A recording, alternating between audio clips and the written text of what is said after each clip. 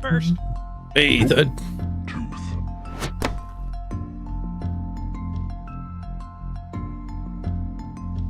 hey, VHS.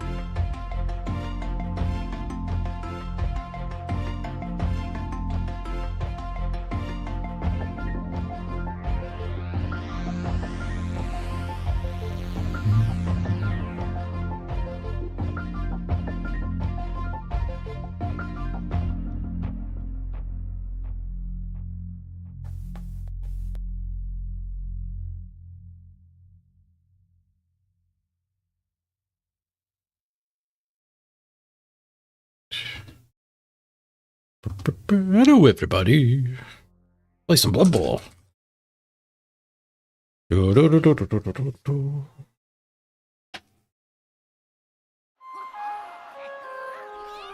Hey, Gaming Dad. Thud VHS, good to see everybody. It's post-subathon world. The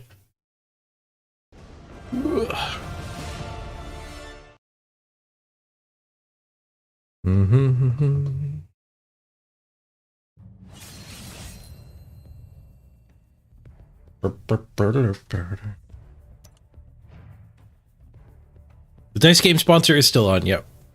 It lasts for 30 days total, so now that the subathon's done, I'll just leave it up. People can keep pushing forward, including myself. I've been pushing forward in it. I can't get into our guild, though. Our guild leader hasn't logged in a week. Hopefully me streaming will get Sai's attention. Will approve my guild application. Alright, let's see where we're at here on the ladder. 7th?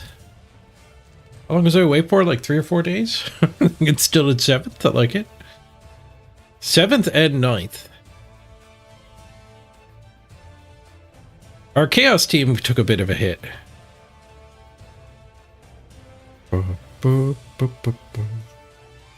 Sweet. I appreciate it, Gaming Dad.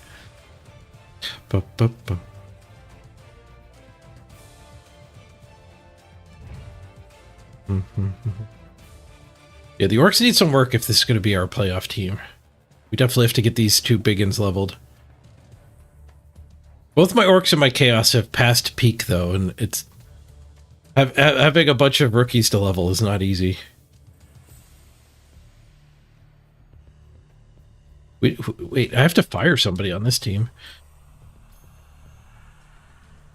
Not yet, but if we're gonna level these last 2 guys up, we do. Do we end up getting rid of the troll? Or maybe just the bench. Benchless orcs is not great, because it's good to be able to hide Mr. Throw.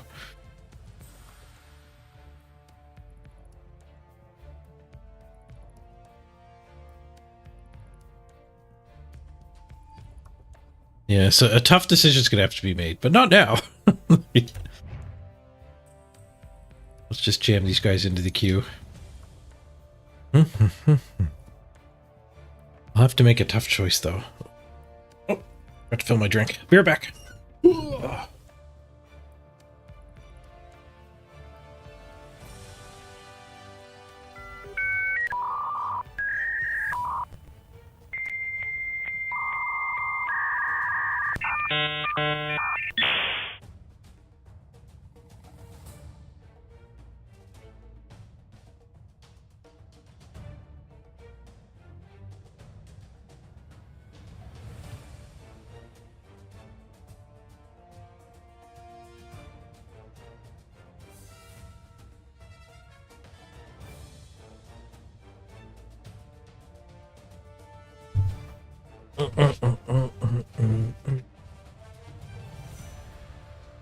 Hey, Jason.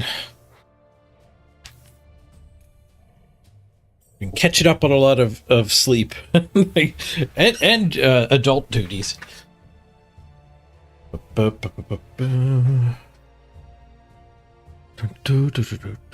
Turns out my shoulder issue is rotator cuff tendonitis. Got a physiotherapy appointment on Monday. Some exercises I can be doing.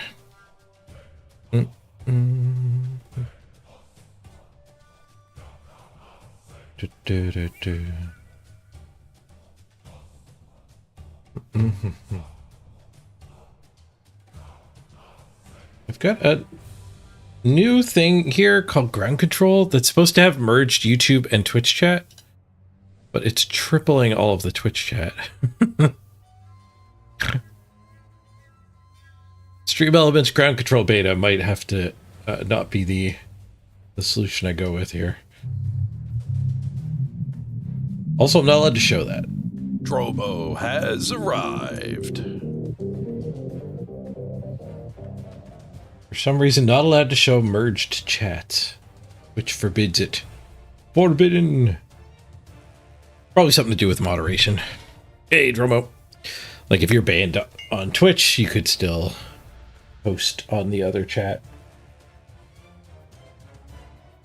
But I'm not, they didn't actually explain the reasoning. It's simply forbidden.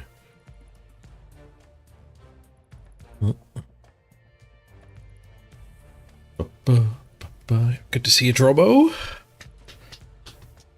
Wonder how long this queue's gonna be. I haven't played in a while. Top of the ladder queues were rather long a week ago. There's 11 pages worth of people playing right now. So about the same. Are there any Masters games? No, of course not. How many Masters replays do we got accumulated? Oh, there's probably a new store. I haven't checked out the store.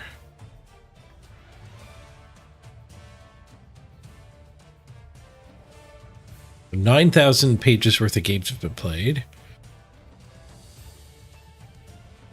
3 pages worth of Masters games. I don't know if that's like that. I don't think it's necessarily a matchmaking problem. I think it's I think it's a problem with the top 100. People get there and then they just stop. Like, there's such a clean line in the sand. People make it to the top 100 and just park. So many people do that.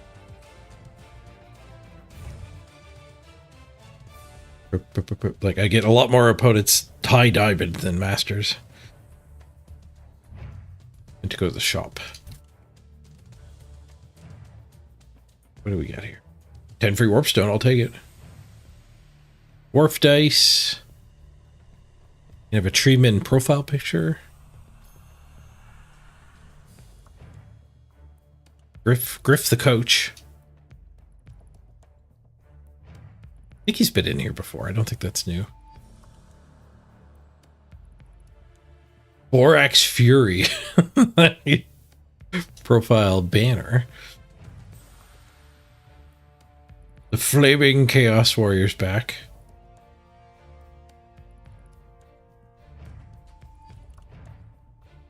Starter team's dugout pack. Oh, it had rotated. And Blast Killer Expert. For the Goblin Bomber. I'll add some TNT to your bomb. That'll help.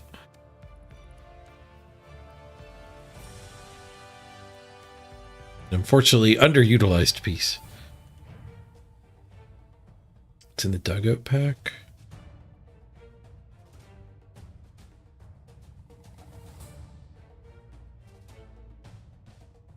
Bunch of random stuff. Whole bunch of coach zones. And one single staff zone. Just the apothecary.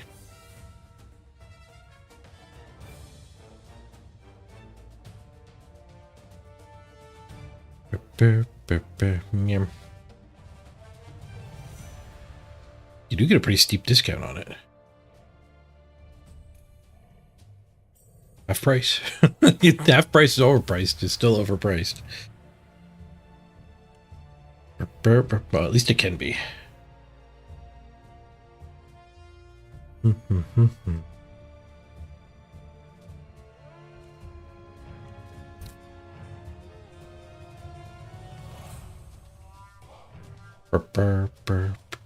I guess I'm all caught up now. The Blood Bowl world doesn't move fast.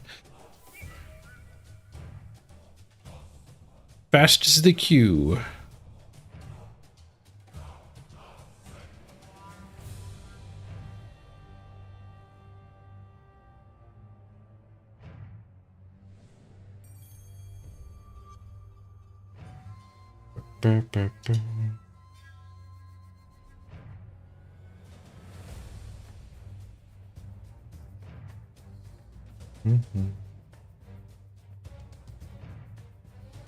All right, so the playoff game is tomorrow. Should update the countdown timer, maybe. Well, I guess it's only 1 day away. Not a lot of time to promote it. If you check on the Discord, you can get it converted to your time zone. But it's 3 p.m. for me tomorrow, which is posted in the general 1800 UTC. So 6 p.m. UTC, 3 p.m. for me. When does the Halfling Goblin event finish? Good question. I don't know if it says.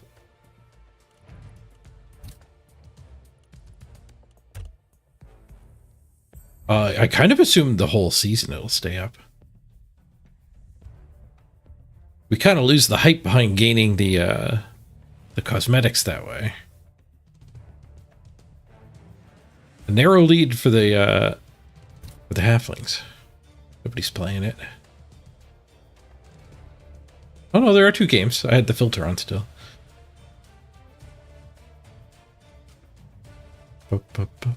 People are still playing it. What are the rules right now? Inflict casualties for 25 points. Woohoo! Block actions done, 10 points. It's the Slobber Knocker week. 2 p.m. Eastern, indeed.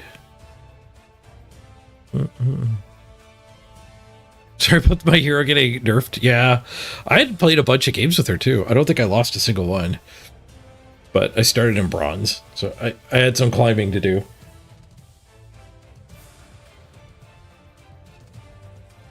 I was eyeing building a Sisters deck earlier today, but I don't really have the cards for it. I'm back, Norley. I'm back.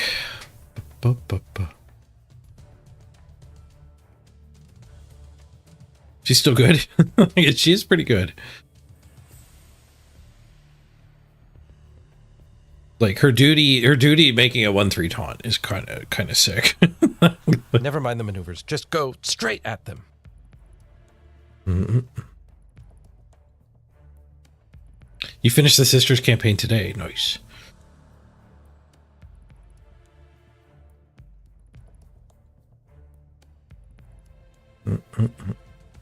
Hey, Natalis.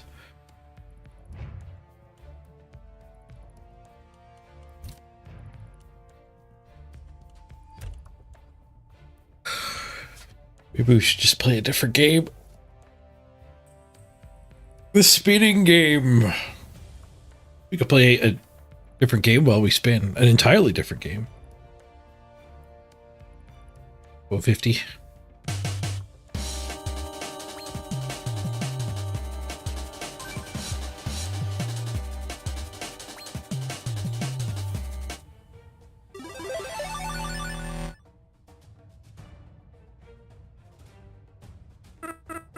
Better in full screen mode.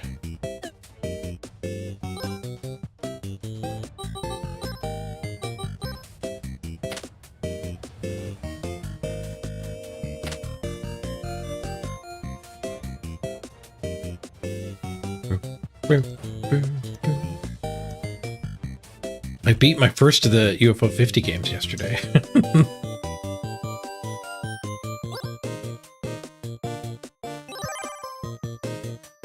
It was a pretty trivial little, like, fighting game. You just have to beat, like, six enemies. The Hyper Contender.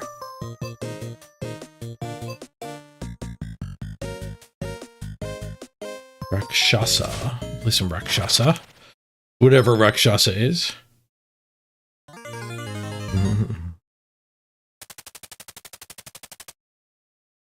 Getting the Black Legion one done now. That's the Chaos sub-faction, right? It's close to midnight when they arrived. Demons of Hell.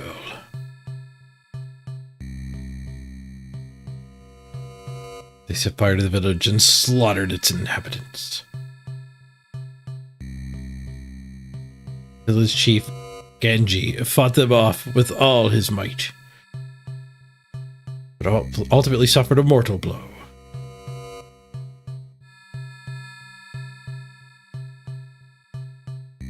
This is the end. Gasp!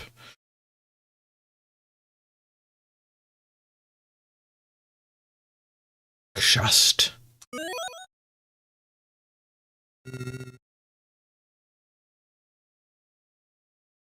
They let out the ghost. Game over. Alright, that was not a good thing to collect.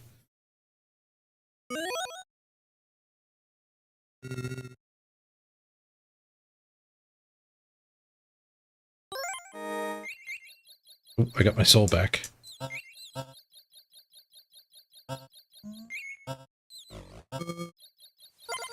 Power up. Ooh, heat-seeking shot, let's go.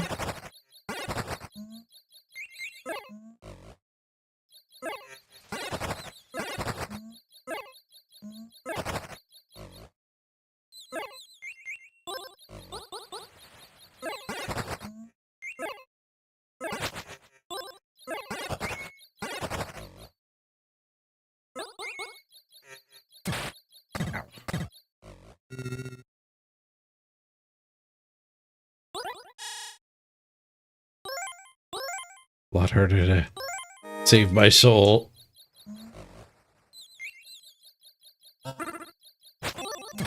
Oh! Whoa, it's a lot harder to save your soul. Life goes on.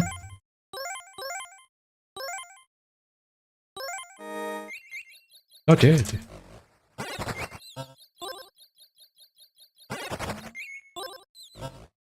Oh, I lost my heat seeker.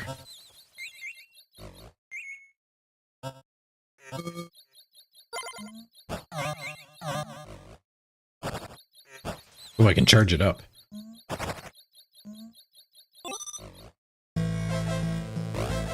Oh, there's a time limit.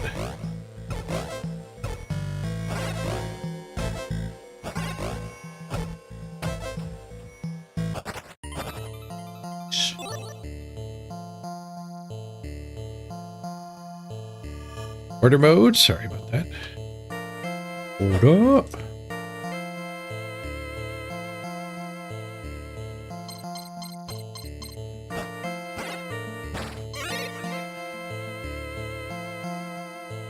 Rolls are a little clunky. There's no redirecting your jump.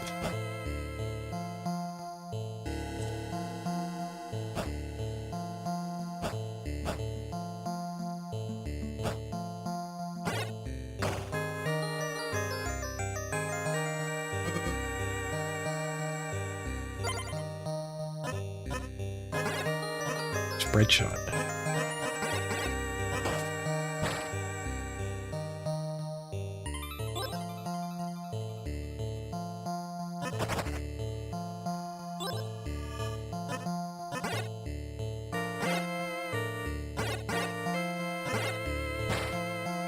Ah, bugger. Ah, there's so many things to collect.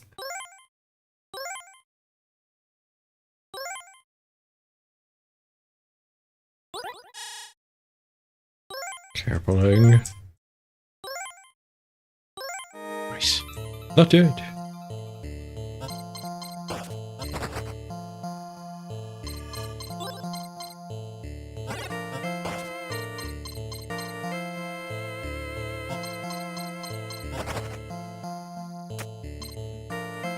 It's in the egg. A bad guy. No. Oh, I'm dead.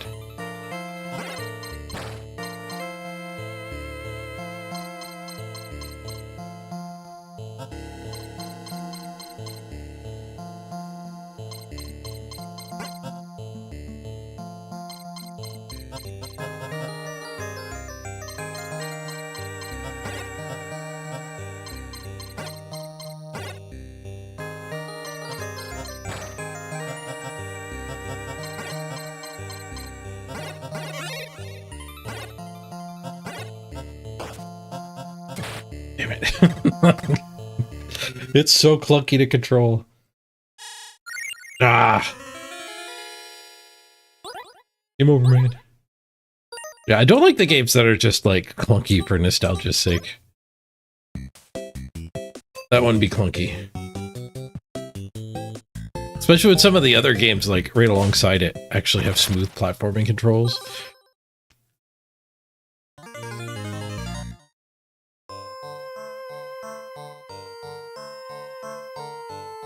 It's on a remote planet that we found the blue flower. Eternal light flower. Built cities around it. Then they came the swarm. They've attacked us for the flower. Armies were destroyed. We called an elite force, the Star Wasps.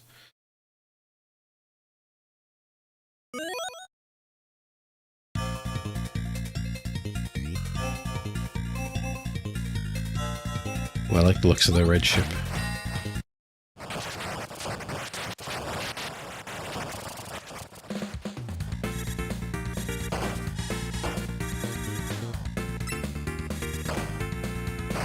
Ow. Bullet hell failed on the first wave.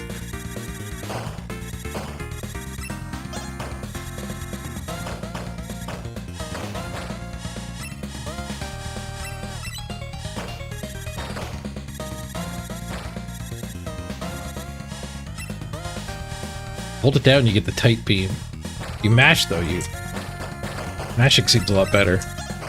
Ah! He came over.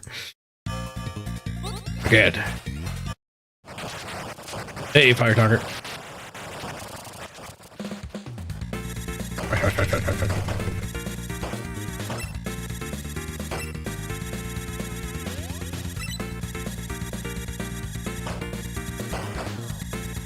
Try to spell things. G-E.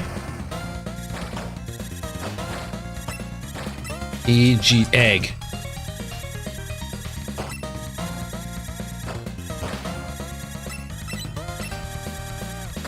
The egg gave me 2x points.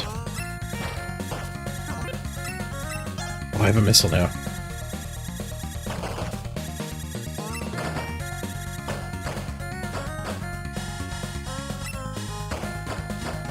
If I hold down, the missile shoots.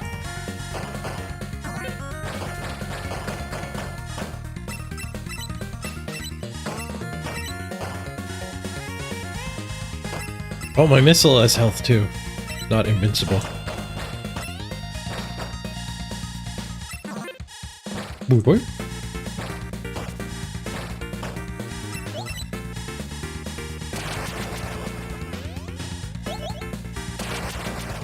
Wave completed.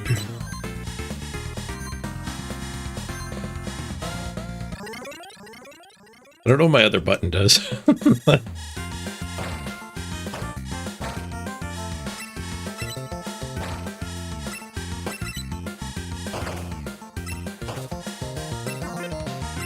GGG! Supposed to collect all the same thing. Oh! Alright, again. Ass! We made the leaderboard. I guess I could try the other ships.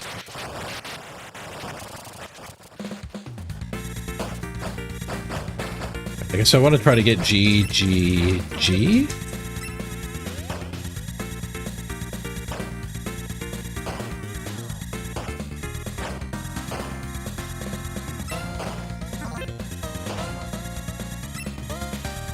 Now that I have these, I should be holding the button down. Heat-seeking missiles. Okay, we can't do 3 GGG. E? What are E's?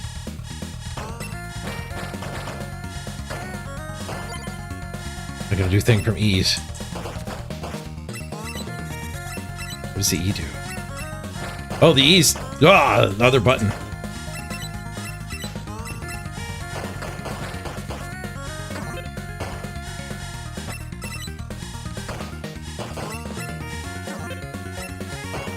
Get our GGG.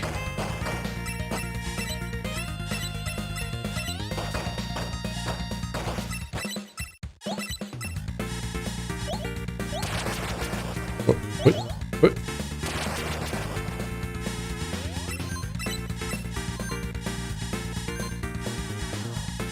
Burr, burr, burr, burr.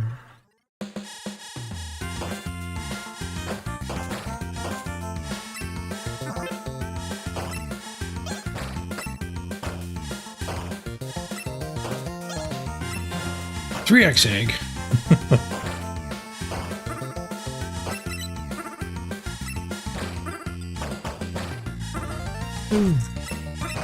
Ah. Get collector G's. Restore the G's. Avoid the E's.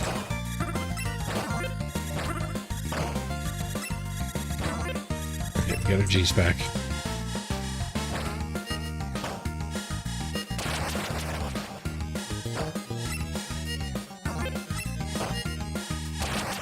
You.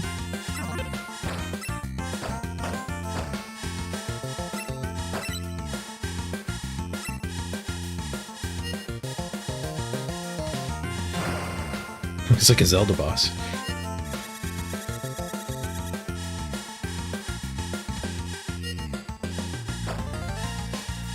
Ah, it's a rough time to die. Don't get any more drops. We climbed. That was a little hectic. Next game. Rhinestone.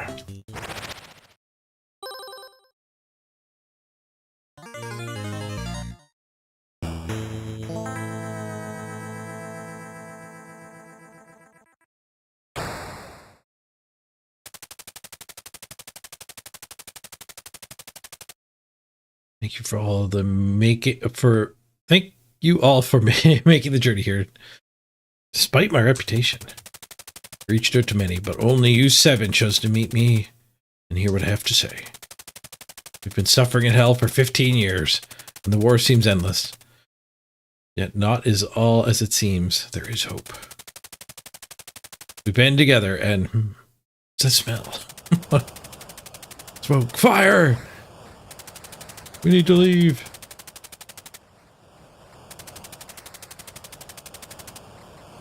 Is that an angel? Oh no. Cowboys and angels? I'm just gonna burn this saloon down soon. Save as many as I can.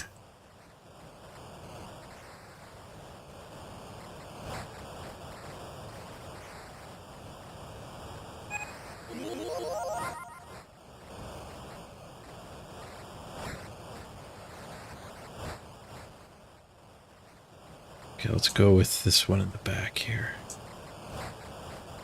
This one-eyed dog lays quietly next to Lily O'Mule, who was sadly succumbed to the heat of the fire. Let's get the doggo.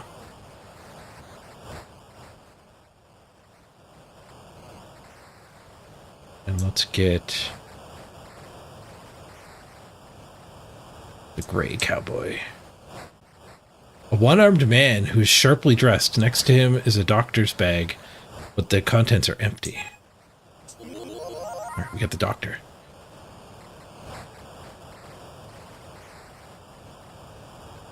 Can we get another one? Recognize her from wanted posters. She's a notorious outlaw known for her deadly aim. Little DPS.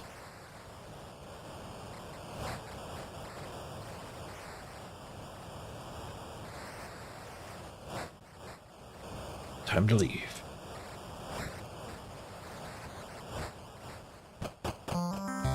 Is there a goblin or halfling in Grandmasters? Not that I know of. We can check that. We have the technology.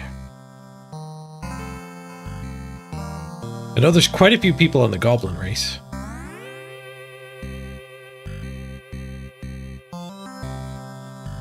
And somebody stream sniped the guy on one of the streamers trying to get halflings through. Top Gobbo's 1843, so not particularly close. I'm still on front page with Gobbos.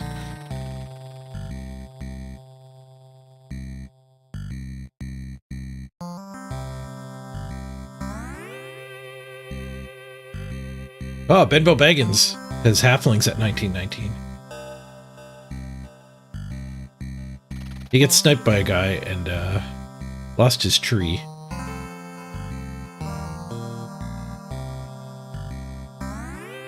Or dead tree. But there's new tree!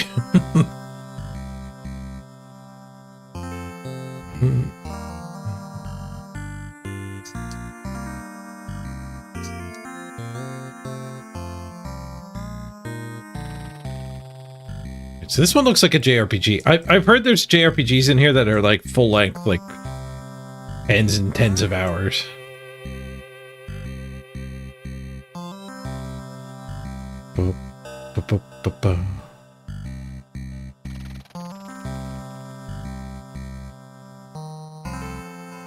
I'm the Angel Zad. You're lucky I happened to be passing by and noticed the fire.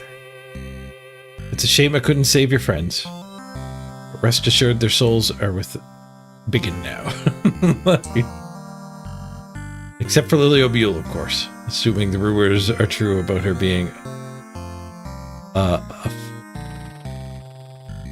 a follower of Malice. I thought that word was fowler at first. This text is awful. This text does not work with my brain. Font of Doom. But anyway, I'm heading south to continue my search for my friend, Angel Leo. Goodbye. Forgot to ask your names.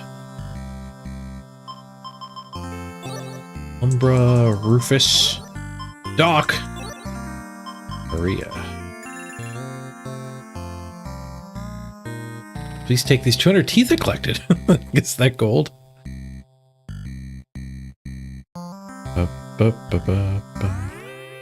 Yeah, the top two of each team get to play in playoffs, so there's going to be some people fighting over the stunties for sure.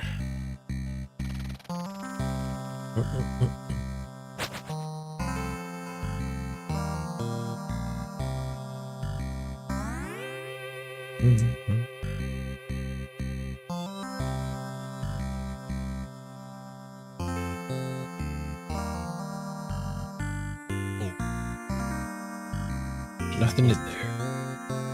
Nothing in there. Nothing in there. This reminds me, my brother and his friends apparently had the idea to make the worst RPG ever. And like in the tutorial town like this, there'd be a little guy who would say, hey, you should check in the barrel. There might be something good. And then there's a barrel with like a potion in it. For the rest of the game, every single barrel is empty. Literally no point to look at any of them ever. Just pure evil.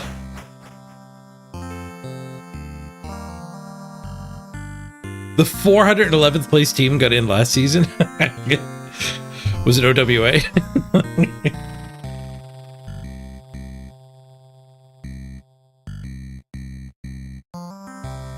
Burning. What's up, Sheriff? In there.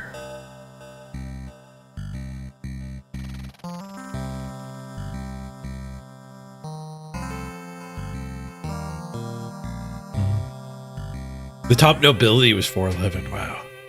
What is this? Froish? This is UFO 50. It is a compilation of 50 games, allegedly from the original Nintendo era, but it's actually a bunch of indie devs got rallied together to make 50 games as a phony compilation for UFO Soft. So they're in the style of classic Nintendo games, but they have modern game design, and they're really good. There's some gems in here. I guess it was the person behind Spelunky. I think it was the person behind Spelunky that organized it. I think that's right.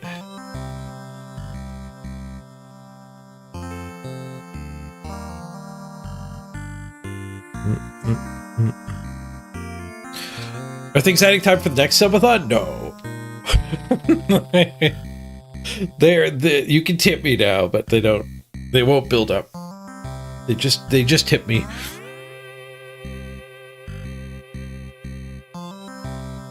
Come on, boom. Guns. There's nothing there. Okay, so if there's nothing there, it'll just say if I hit anything. Okay, so none of the barrels will actually ever have anything. Snore.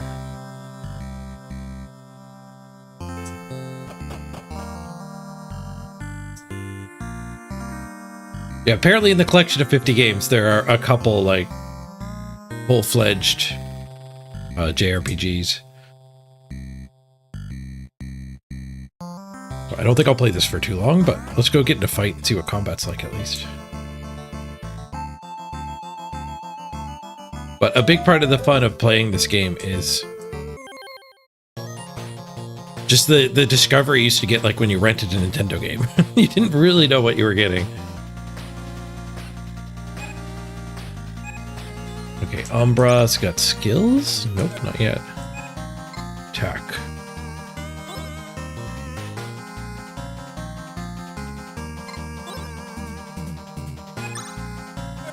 Nobody's got any skills yet. Doggo does his own thing. Nice. Good boy.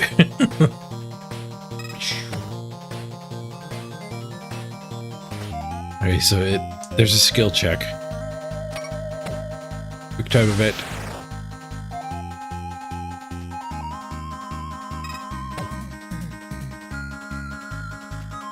Doc does not hit very much.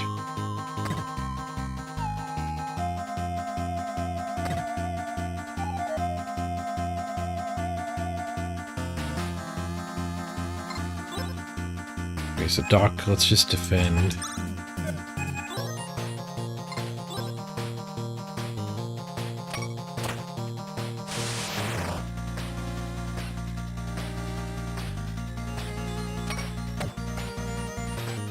This guy only did 1 damage too. I was probably supposed to go around town more and get some items. Bree is kicking butt though. What team am I hoping for next? I'm hoping for like Corn, Norse, Amazons. They all seem pretty likely and they'd be great. If I could pick, I would pick vampires. Vampires seem pretty sweet.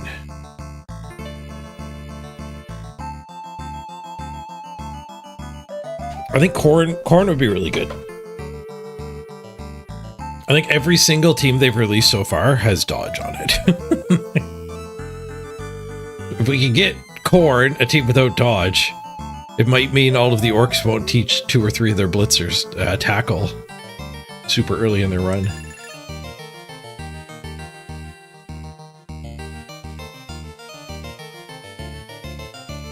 Alright, it's almost certainly we had to go to the shop here. Oops.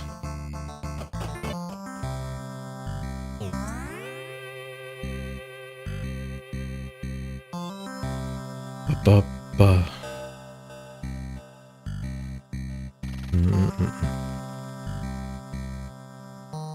Ogres and Snotlings would be cool. Another double launch. I think it'd be really sweet if they surprised us as just 2, like another double launch, but they weren't stunties. And they're just gonna do 2 teams a season from now on.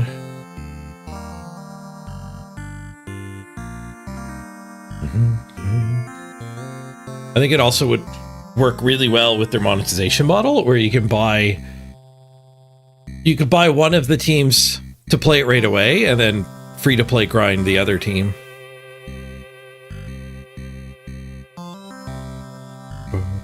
And then of course some people will buy both, so it doubles the revenue from some people.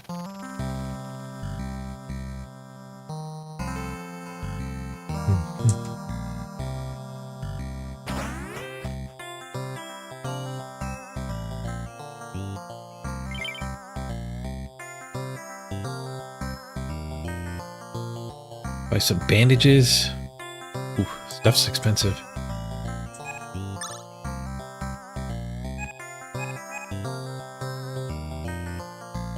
Get a Deranger, a little vest, worn out boots. 2 speed, 2 defense, 6 attack. Can I get 2 of these? Maybe 2 Derangers.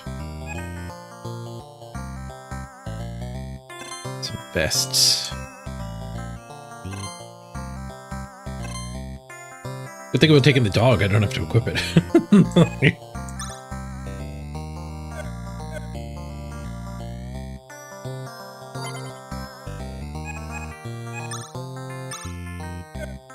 When they level up, they'll probably get skills. I think there was a church too that might be involved with skills.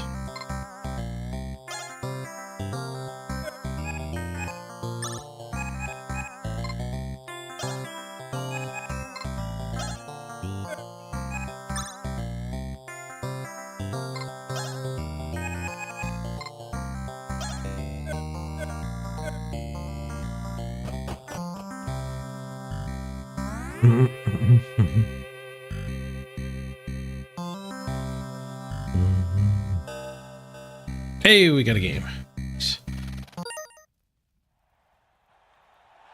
Right, let's play some Blood Bowl.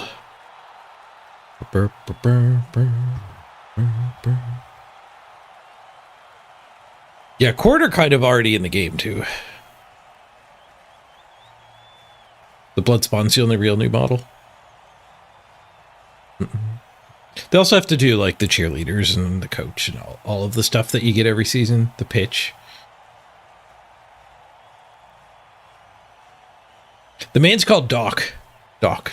That font was awful. I did not like the font at all in that game.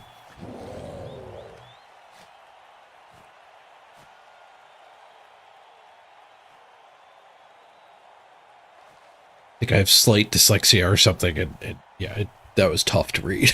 Grab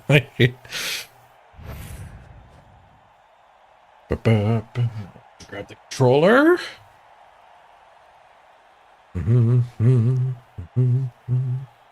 What are we fighting here? Diamond. Just a fresh diamond. 4 claws. Great. Late season high team value Blood Bowl is just going to be a bunch of the murder teams, no doubt.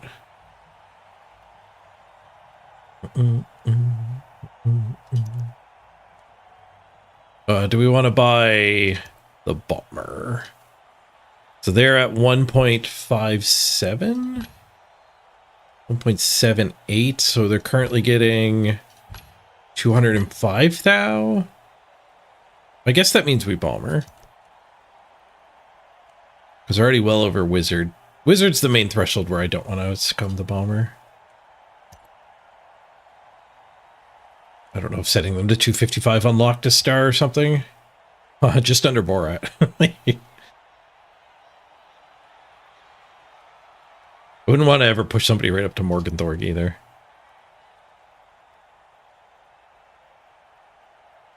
Bomber is just so much better than a keg, which is the direct difference. But if you're bumping them from one keg into a better thing, you don't want to do that. They did end up getting a keg. I like the Bomber. Double keg. Biased ref, 2 kegs, and a coach.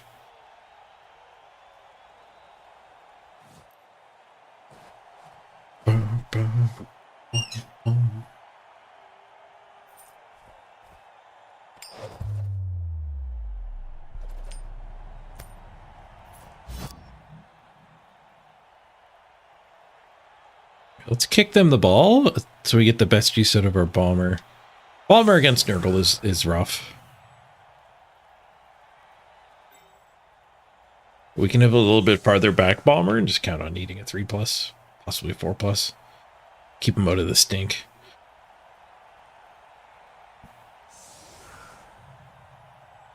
Hide. Mr. Throw. Mr. Pro?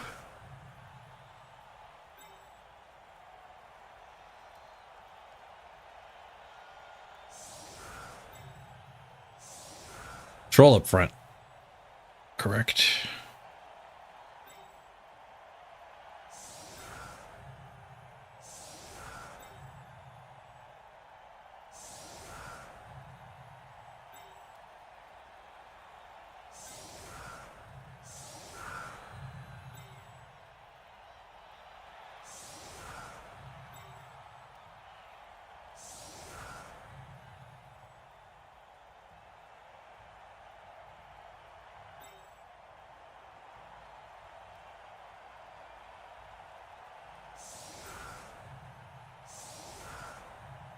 This guy's a little too far back. So we could put him here. No, I don't want him to get blown up. I'll put him there. I don't think he's going to get blitzed. He took the biased ref anyway.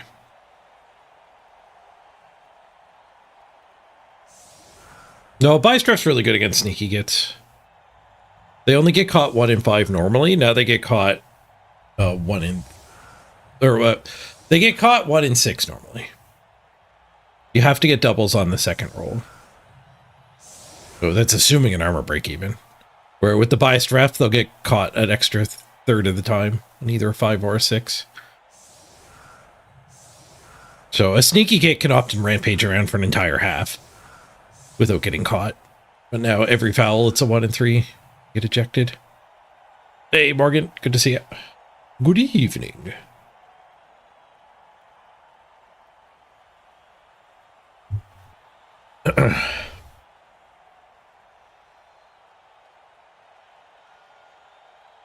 Guess he's blitzing this guy. I should have tucked him in. My other 3 are generic.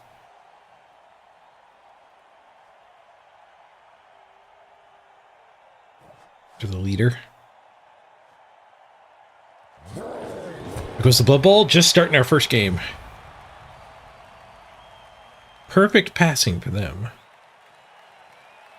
I wonder if that triggers on the bomb. Extra 2 SPP. Or extra 1 SPP. For a pass.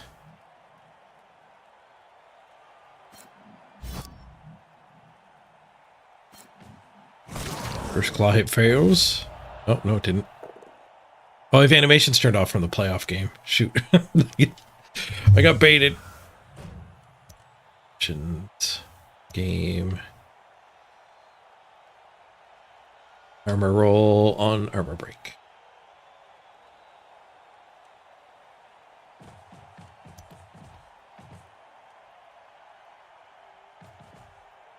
Who am I playing tomorrow? Deomed. Deom's Necro. Dwarves are up against Necro.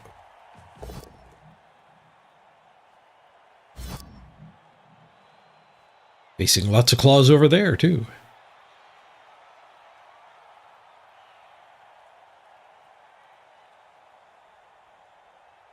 Yeah, I can fall back and it doesn't taint the bomber.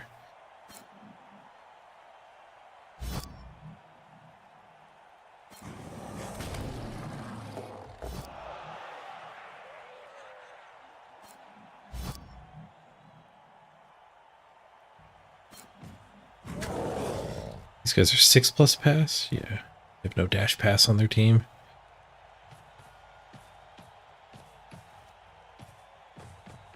Wait, there's a subathon. You must have overslept for 40 days.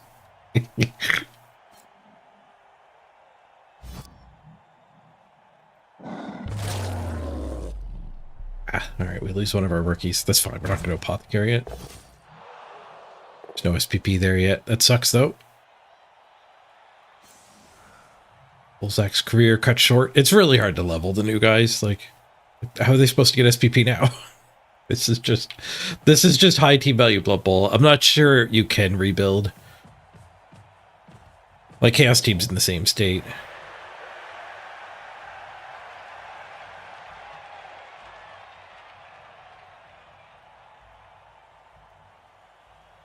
It's a treadmill of death keeping you down.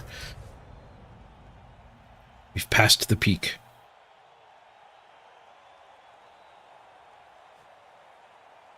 We can go after... We go after... That one's stand firm, so we can't get a double. I guess we could hit this guy and get a double. We could push this guy into this guy. Put somebody here. Shove that to there. Actually try to apply a guard lock to the blob.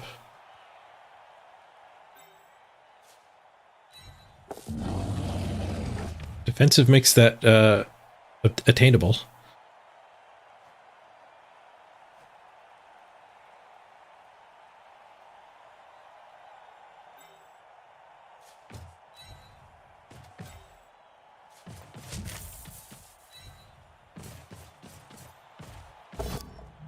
Mashy smashy.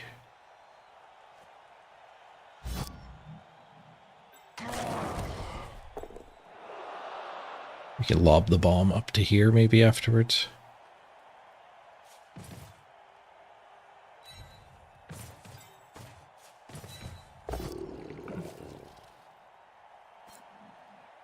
And I kind of want to keep the troll in the blob. We could stand firm. I want to keep the troll on that guy in particular. Just hit our stand firm.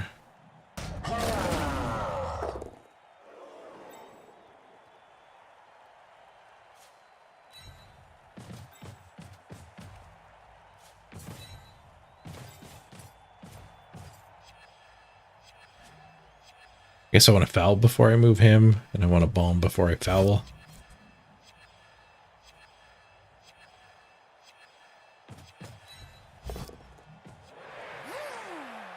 It's accurate. We got a 4. Couple knockdowns. We'll take it. It actually gives me +1 on the foul here. Smash! Failed to break armor. Also didn't get scrutinized. That's good.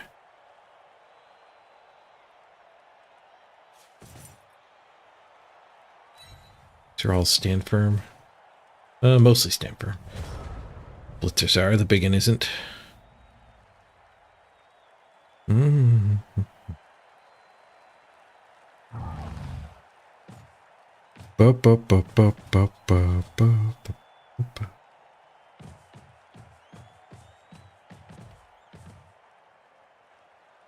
ball back to the middle. I did leave the bomber touchable. That forces me to do a bad blitz. He's ramming the bomber. Bombers are pretty good. I don't know if it's worth a double go for it hit with your tackler, but it might be. Not when you have claw hits. You're playing humans and you didn't have a claw hit. Then I could see the bomber being the target, but this is a pretty decent hit.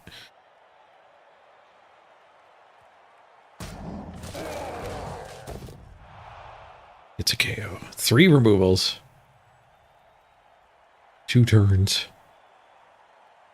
Not great. We still have our Fowler, though. And this guy's dodging away or red dying. Red dye the troll's probably better. We will get to hit him back.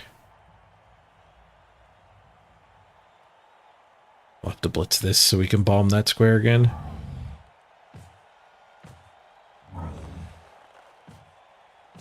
Actually protect the the bomber this time. He's standing up. We get a lot of mighty blow hits. We might be able to bring the removal numbers back in line. At least temporarily. See how regen goes. Double keg means KOs aren't great for us either. We need some failed regens is what we need.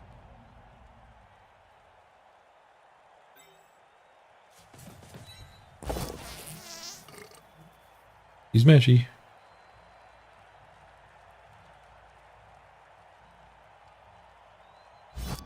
I guess we don't want to follow up here. Kind of awkward we're breaking our, like, guard lock, but we want to drop a bomb on that guy's belly, I think.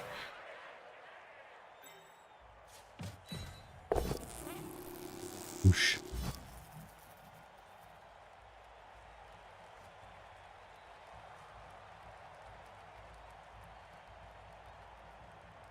Yeah, the KOs can get us a temporary advantage. Especially fine on these claw guys.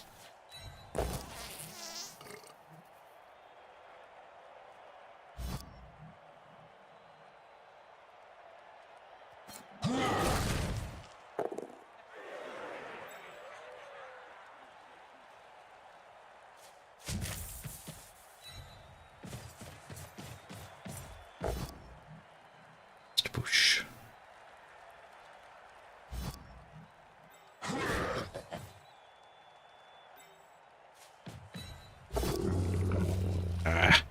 Activating Cassabar sucks. We don't really have much of a foul here either.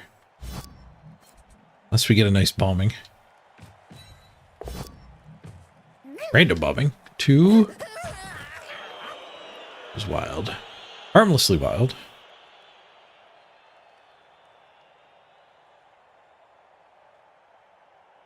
I could foul this guy from there. 1 assist. Pretty bad against a biased ref. I think I'll drop him back. Hey, you guys. Pre-assist that next turn. We leave him here. Him becomes a pretty good blitz target with a box. I don't think we do. Hopping back to here seems better.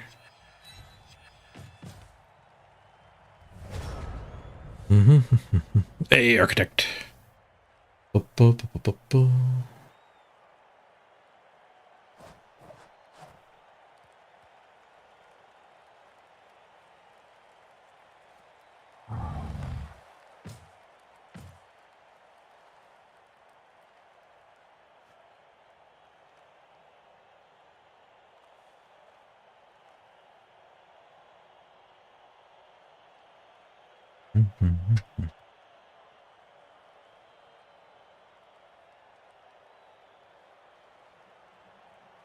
Down so many players. I'm surprised he's the one playing scared.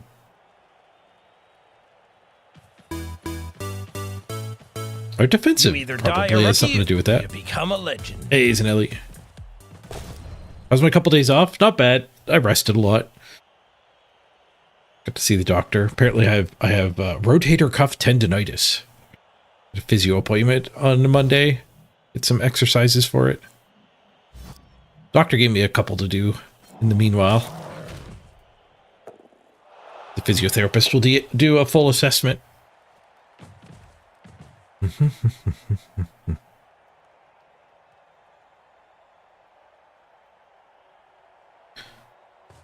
Just a stun. Our luck is turning around.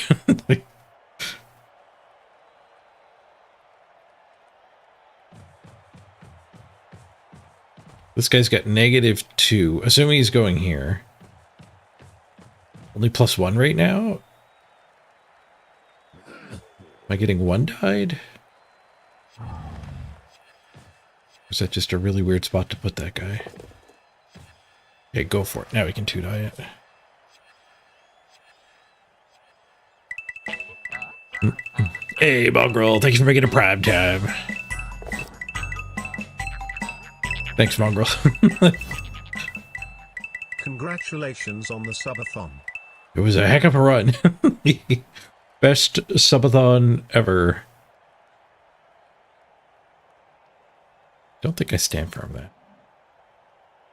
Drop back and maybe we get the blitz onto this guy to push his stink.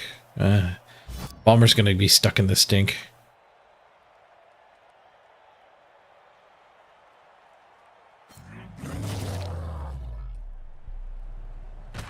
Yeah, missed next game. Are we supposed to concede now? No, I think we're supposed to keep fighting, but... Oh, it's actually really close, I think. It might be like take a turn if we don't get a removal concede.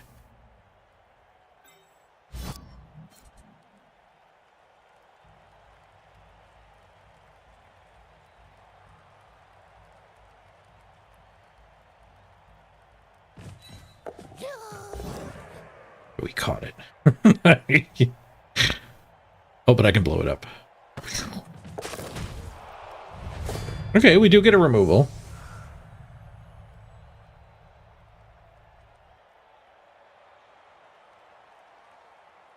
We get a bunch more punches here, too.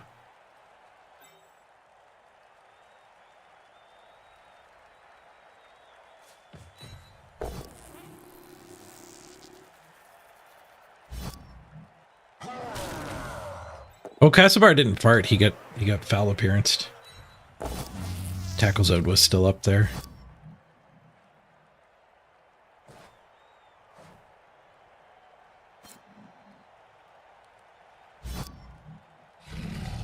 I don't know if I was going to be able to hit that again. Now I get a free hit on the Rodder, though. I'm out of Biggins. I haven't stunned Biggin. I've lost 3 of my Biggins, though.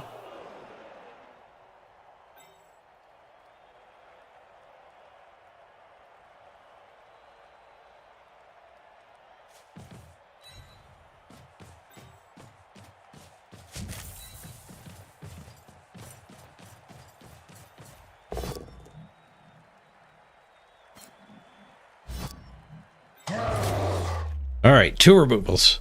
We're back in it. I get better. Shoot. He's gone for now.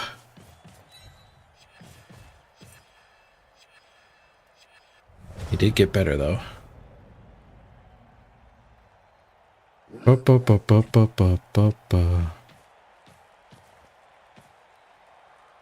Oh, nice. Thanks, Morgan. How the frick am I supposed to sleep? I watched a video on like where to put pillows to support your arm, and I still have not been able to find a position where I can like wake up 20 minutes. I can rest in it for 20 minutes and not have the pain just increasing.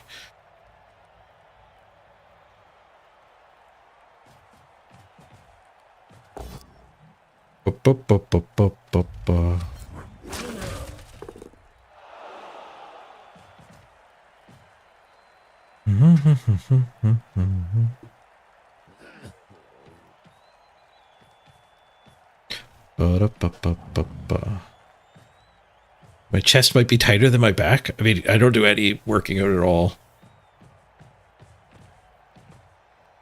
That is quite possible. All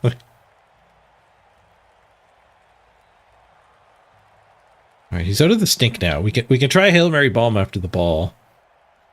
And then we have dodge to further attack it. I mean, I have a pretty, like, we can actually 2-die it, now that I'm thinking. The goblin can dodge instead of bombing. Which movement does it got? 6? I guess it only gets to here. It's not that helpful. I can get this guy loose as well, though. 1, 2, 3, 4, 5, 6.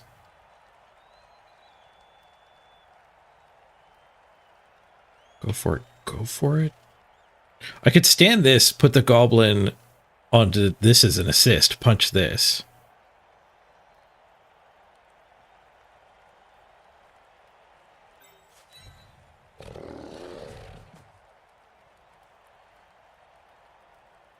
Oh yeah, there's a numbers disadvantage.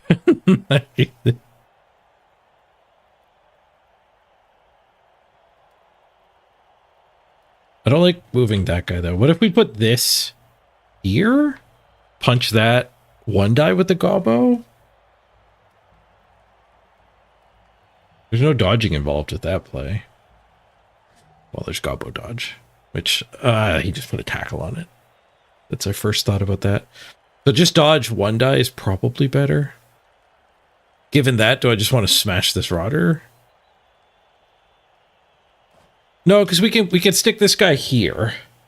And then dodge 1, 2, 3, 4, 5, 6. Go for it as a 2 die. So we do want to risk the Castlebar smash.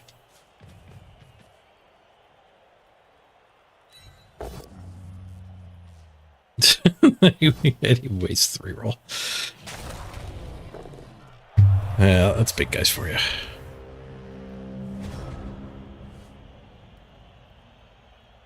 Am I supposed to concede right now? Before we give up 2 clients? Too late. I still have the apothecary. We're gonna hold out for at least apothecary done. Because if we can get a draw out of this, it'd be great. And we do have a bench to help make up for the losses here in numbers. First action failure there. Sucks.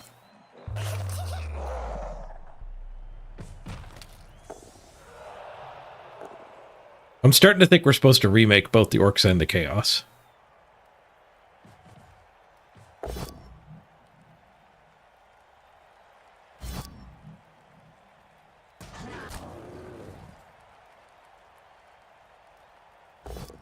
I didn't think my Orcs were that lopsided, but...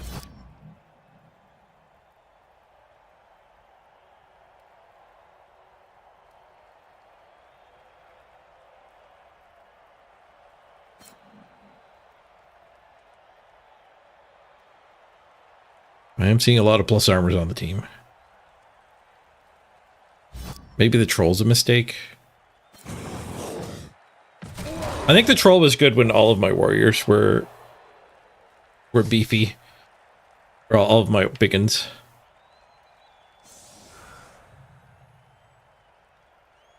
KO.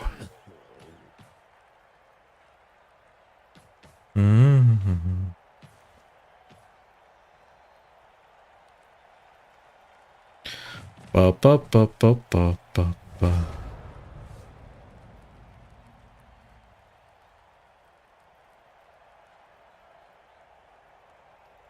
Yeah, we've got bands in the house. The physiotherapist will probably have some band based exercises.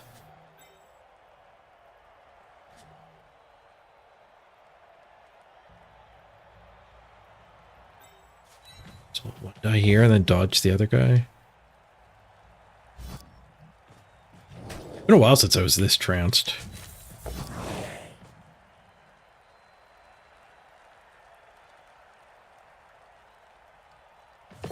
Much else to spend the reroll on. Okay, that's not an armor break, that's a shadowing. Not dead. Hey, Apostastis, I'm back. Our orcs got destroyed. I lost my touch while I was gone. My touch of having my opponent not break armor every other hit.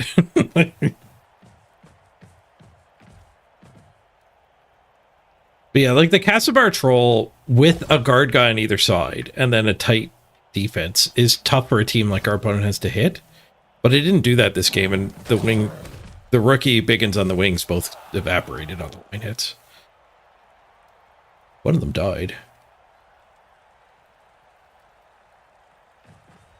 It was particularly bad. But if the troll, if the defensive troll is not wrecking the line hits for an opponent like this, it is not worth the team value. So I needed to just risk these guys on the line or fire the troll. The way I played this is not the right way to play it. Not worth standing stuff up to get a 1 die. I have to try to get a draw out of this.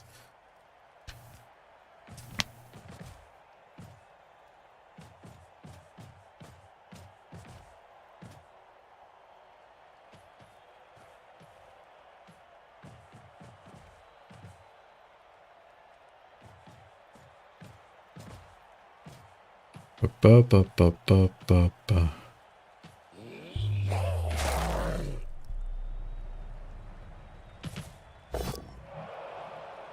Serious injury on the leader. Alright, I think it's game. We could fight hard for the draw here, but what are we down to? Serious injury even sticks. So we have 2 KOs and 2 bench, so we have 4 players. 5, 6, 7, 8. Maximum of 8 players. I could maybe draw with 8 players. We have a 2-player bench, so we have not worked through his bench at all. Yeah, I think we concede. What happens if I concede right now? Well, let's find out. What happens to Skuro? He currently has nothing. This is being shown because it was the original roll.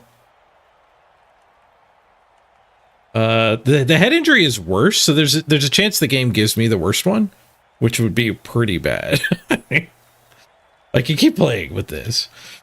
So let's not do the science, but I'll unfortunately have to concede. You concede. That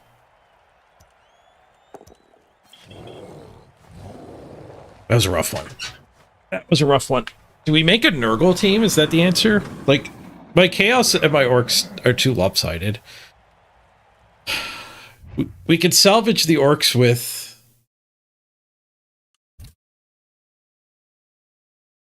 with the Troll getting canned? I think that's not even true. Like, the 2 rookie Biggins is the problem. And they're never going to level. Like games like that, they get removed. But obviously, they don't level. And then games where I'm winning, my opponent just concedes. There's no way to even do a handoff to these guys. They don't get to do any punches because there's literally 8. There's 7 players on the team I'd rather punch with. Actually, even the pro. There are 8 players on the team I'd rather punch with.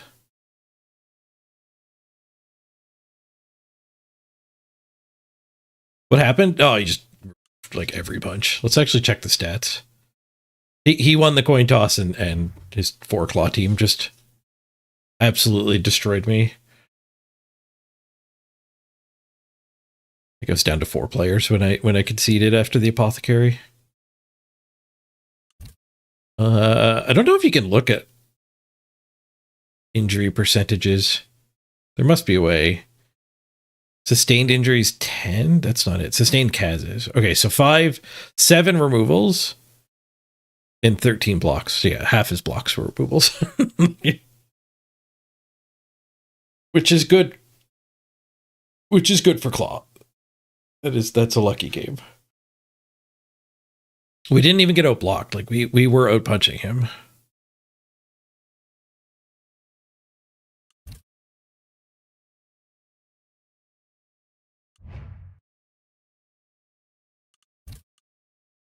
The real answer to why these teams aren't doing as well as they used to might be that people caught up.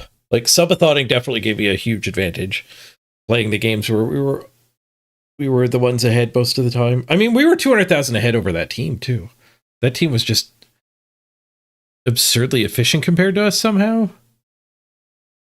This troll is expensive.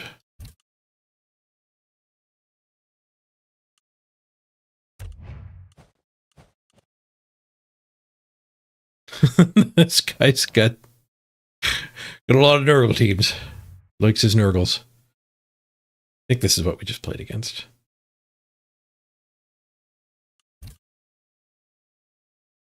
Yeah.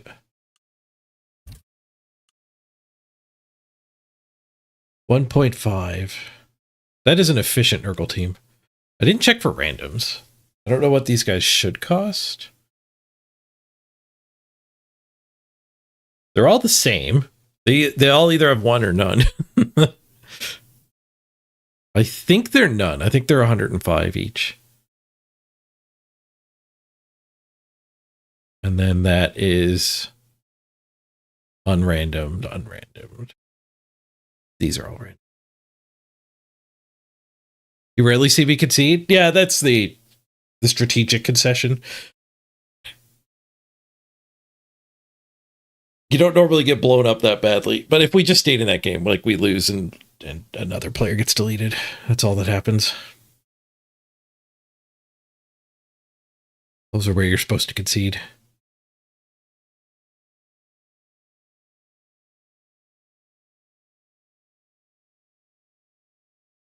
Yeah, Nurgle might be better than Chaos, even on team value efficiency, looking at this team, because like my Chaos team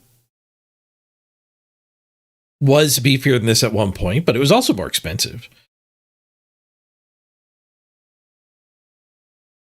Yeah, 50-50 removal rate is very good. The odds are only 13%, you get 50%. Is that for a Claw Mighty Blow? The 15? Or the 13%? And Nurgle are just way better because of regeneration and foul appearance. The no big guy Nurgle.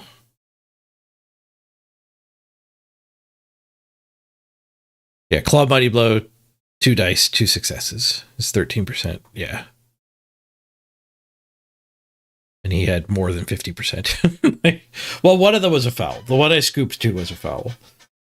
But I don't know if that was actually, that removal was in the count.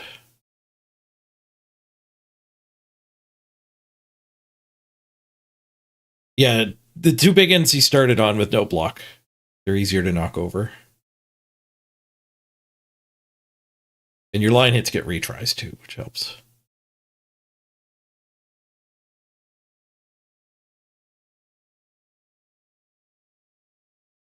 I don't know if I want to build this team for playoffs, though, because playoffs is a different beast with the agility teams becoming active, but the foul appearance and the disturbing presence, rather, is a pretty good tool against like stopping elves and Skaven from getting a handoff.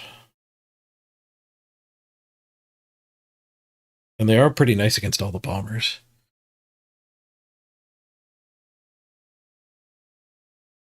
The difference between no big guy Chaos and no big guy Nurgle is the beast of Nurgle is significantly better than a Rodder, where the Minotaur is arguably worse than a leveled up Beastman,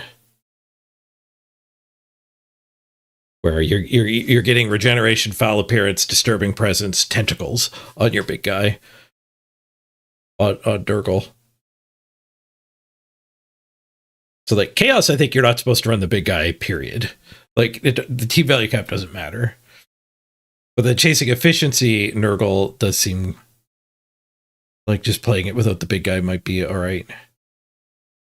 But I think it, like Zanelli said too, it's important to remember that our opponent just got absurdly lucky.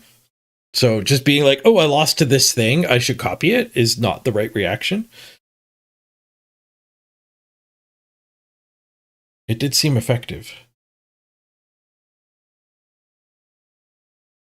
Realistically, if I want to just make a team to win, we should be doing efficiency dwarves. The number 1 team on the ladder, I think, has a fake team value on an efficient dwarf team. We could actually check that.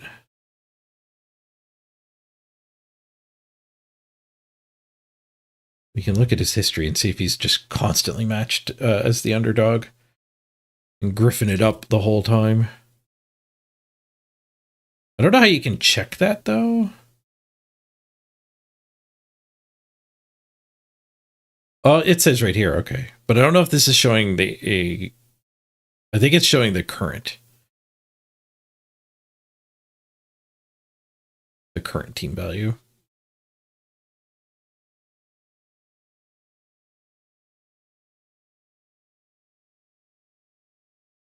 But he was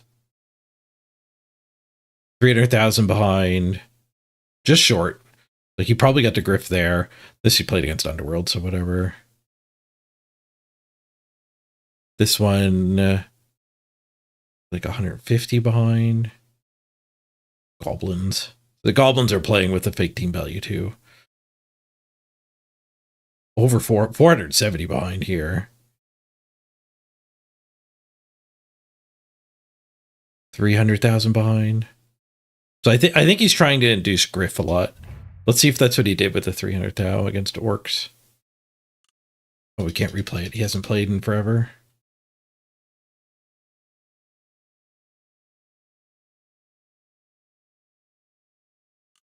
The stats actually show number of inducements. Inducements bought 4. That's not that helpful. It's a bunch of cheerleaders, right? So it could have been Griff, Keg, cheerleader. Or it could have been Wizard, Bribe, Bomber.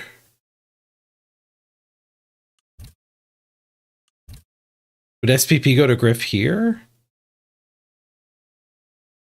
Yeah, he didn't score. It was a concede. It was this guy scored and then conceded victory? Oh, maybe it was Griff scoring then. Maybe it was 3 touchdowns on Griff.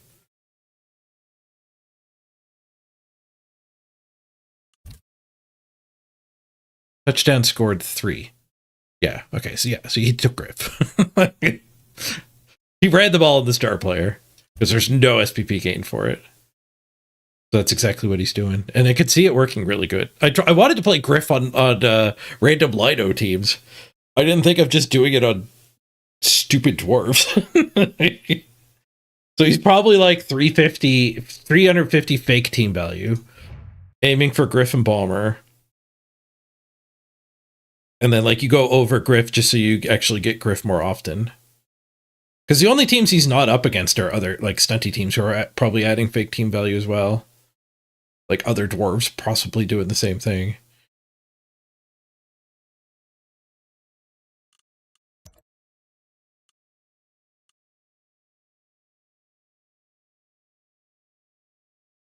Like there's an orc to only 190 behind, but that could actually just be a mismatch. He's playing at the top of the ladder too. Like just requesting 300,000 behind doesn't mean you're going to get it.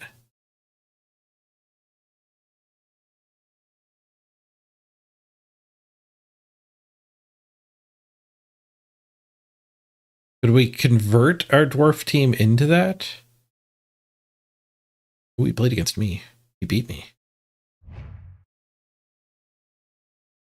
He beated me a while ago. I don't remember that.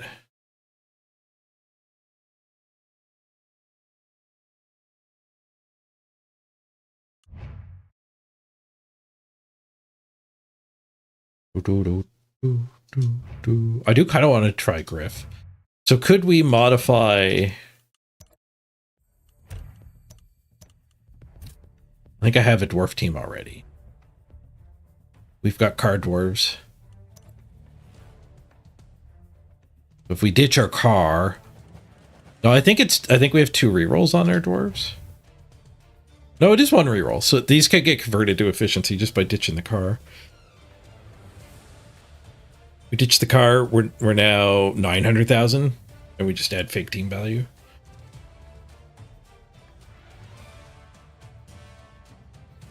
We've already hit a couple randoms. So we could try Griff Dwarves. How many games do we have on this team? 10? 7, 1, and 2. So it's pretty low team value too, which is why I think Monitor was hitting so many goblins and stuff. Like the matchmaker, I think, could be abused. I think like when you like high number of games played and low team value still is stunties, right? So if you fake that on dwarves, you probably get to farm a lot of stunties. Like that's such a favorable match too. Because like there's no orc teams that are 20 games in sub 1 million team value. you are adding 40 team value, right? So you're kind of giving that away.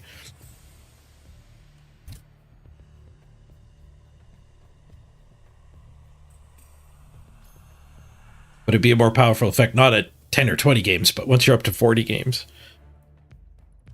Once you're up to 40 games, you should be getting close to the cap on most teams, so the efficiency dwarves are going to hover What's his current team value?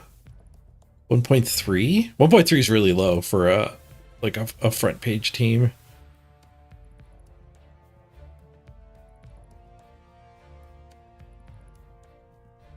$1.3, and 45 games in. So all the other 40-ish teams are 1.7, 1. I guess this guy's not even there yet. He's 1.7. There's my team. Just got cut back from the cap.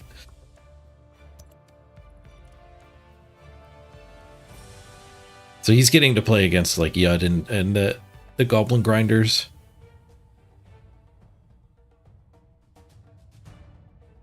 A fair bit. He's also a confessed stream sniper, so he, especially in the case of Yud, who is a streamer, he could be overly manipulating it, so you can't copy that.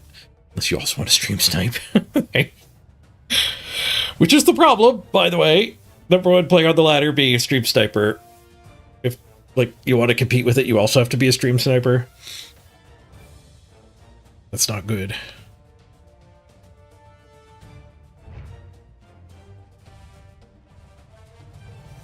And I assume he's full random? He's not full random. Is he no random? Really? No, this guy's got a random. Yeah, 2 skills should be 101, 110. So this guy's got a random to offset his armor. This guy's got 3 random? No. No, he's got... This guy has 1 random. And then Grab Guy, I assume, has a couple randoms. Oh, I think Grab Guy only has 1 random.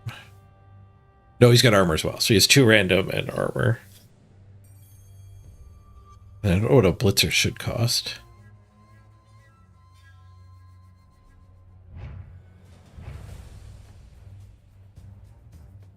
His 2-level Blitzers were 110, so that would mean Blitzers should start at 70? I think they start at 80. Yeah. So his Blitzers had randoms. So he didn't even go that hard on randoms. He manually picked a bunch of guard.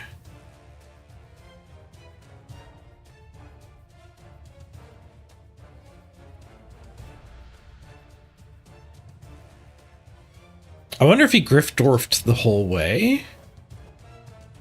Because I'm looking at this thinking I kind of just want to play low team value. I don't think I want to fake it.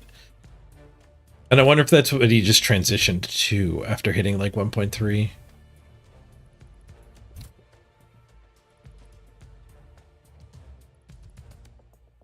Let's check out his first few games. I mean, he could have just developed into that playstyle too. Discovered it throughout the season.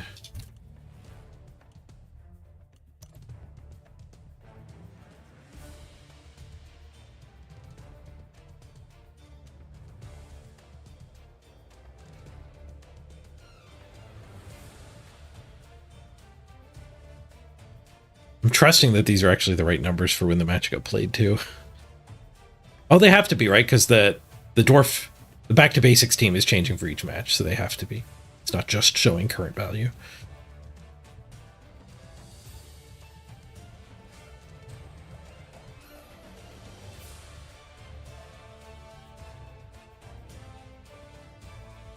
That's weird. 800,000 orcs? There's no way to look at what that team was. Yeah, this is showing their current development. I guess it's a miss next game is probably the case. Same thing with this guy. There's a lot of miss next games.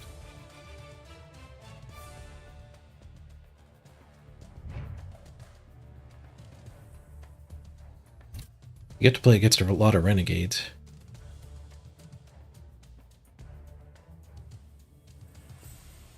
Concede only 11 blocks.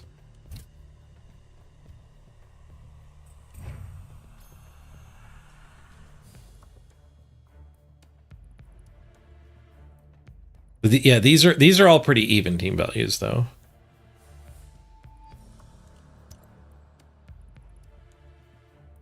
So, yeah, my gut is telling me not to add fake team value at the moment.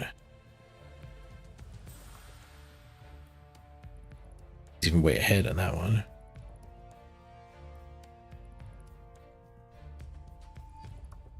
This one, he's 170 behind. 100 behind even. 200 behind. All these 200 behinds might have led him to the discovery. This one, 500 behind. It is worth noting too, like if you're stream sniping, you add fake team value. So it might not even be his plan is to grift people. It might just be he has to grift people to stream snipe them.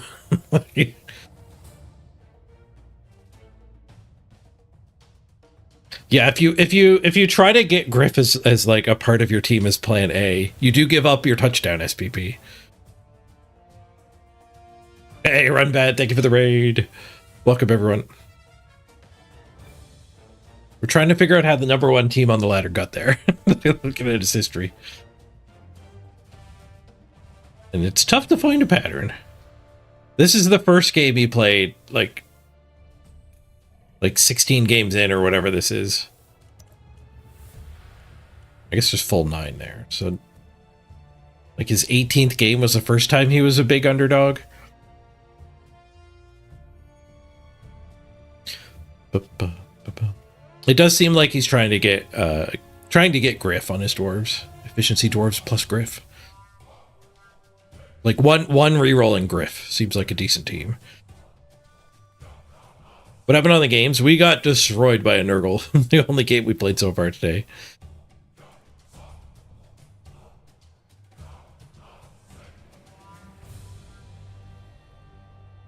Oh, BB Nuts asking what happened in Run Bad's game.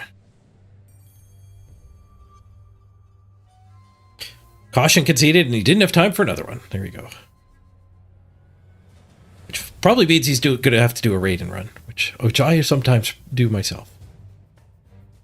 Sometimes I don't go through to chat.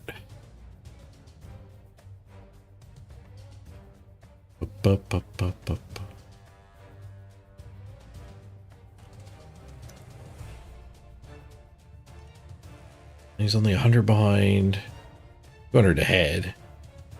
But that's against, what is that, Underworld? I think that one's Underworld. The Underworld are probably adding some fake team value too.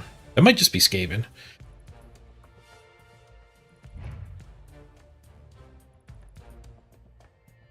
Then fairly even against Lizards. 200,000 behind here.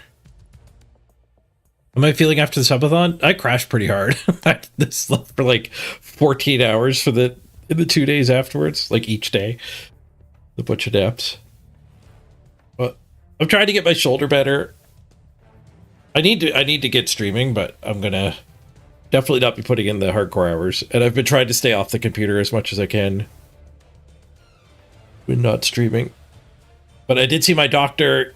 He unfortunately doesn't have many ideas for my long-term issue, but my shoulder pain is rotator cuff tendonitis. I'm gonna get physio on Monday for that. They'll give me some exercises to beat that. And the #1 thing is stop doing the thing that caused your tendonitis, which is being on the computer.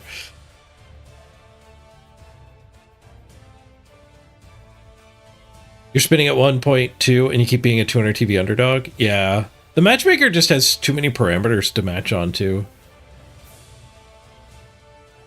There's 400,000 behind there. 200 ahead here against halflings. Wait, that's not halflings. That's their icon, but that's not their logo. That black works. Can't tell he conceded. 24% of all games. 200,000 behind, 100 behind, 100 behind, 100 ahead. So by this point, he doesn't seem to be consistently asking for offset games.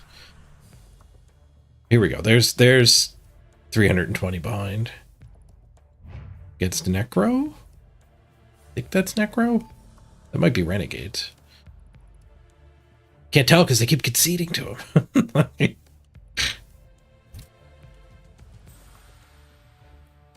One touchdown scored. Yeah, he's taking Griff.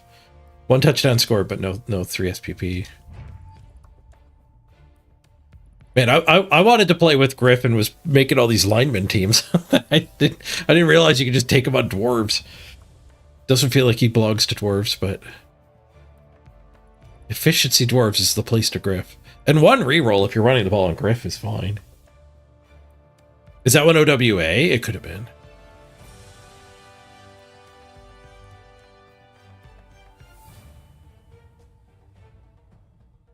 That's like 480 behind against this Skaven team.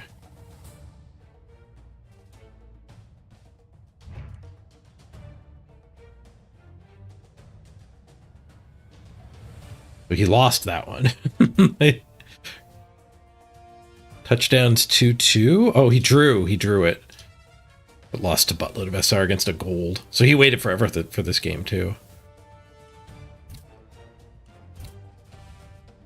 If you wait forever, it's hard to say if he's adding team value or not.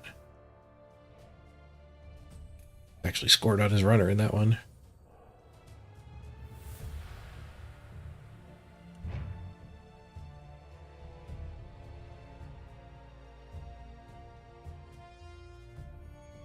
Where'd that game go? It was against this one here.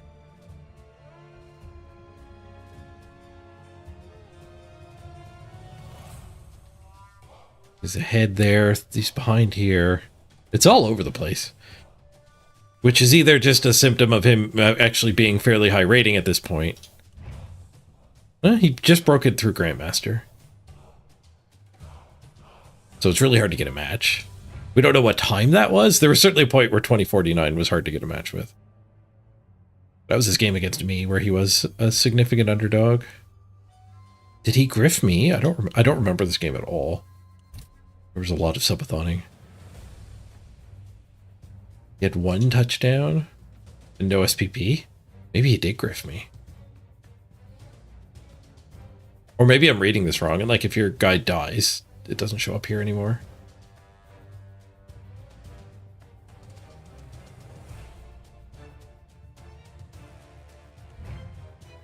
Morgan Thorger Griff, your one bad armor roll from your team being screwed. Well, that's just it. Like if you're an efficient dwarf team, well, I mean, you're giving your opponent a lot of guard and stuff, right? But Griff is kind of better than that. Than Morg. Morg gets into the brawl. That's his whole job. Morgan Thorger has 11 armor. Ideally, Griff doesn't get attacked, right? He's your ball carrier. He just runs around and hides behind the dwarves. Mm-hmm. Does he play at late European time? Oh, and there's less players? Could be.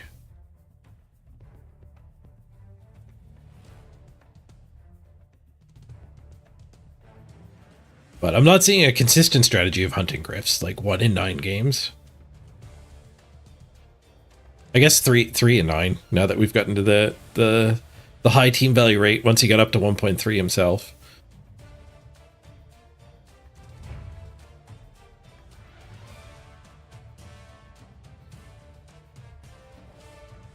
This match was at fairly high SR too, so I have a feeling this match was found quickly. But I mean, like I was streaming, he could have sniped me. It just added the amount of team value he needed to match.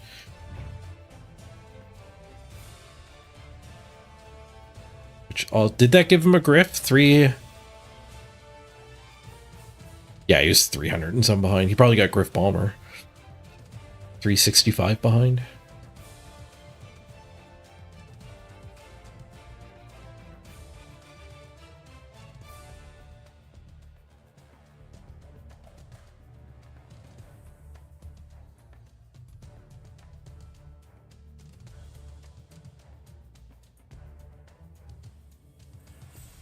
But yeah, his matches are going to be all over the place because of the high rating at this point. Even if he is consistently asking for like 300 behind, he wouldn't necessarily get it. He played against Yud 3 times in his last bunch of games. Yud actually got a draw against him. Goblins v Dwarves. They both probably have phony team value added. What's happening?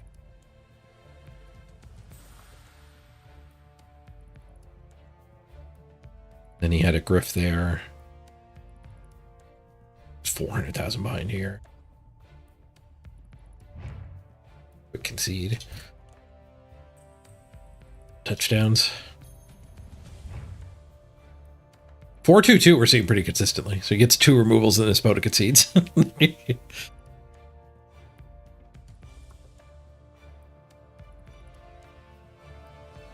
Adding a high move, bludge, sprint, surfy player to dwarves makes them a lot better. Who could have seen it coming? I had no idea you were allowed to take Griff on dwarves until somebody in chat said they played against Monitor and he griffed them. He didn't griff this one though. The world. The real stunty team. Proxy. That name sounds familiar. Was that one of the other people involved in the controversy? Sketchy to play against them. Probably not. It's probably ringing a bell from a different place.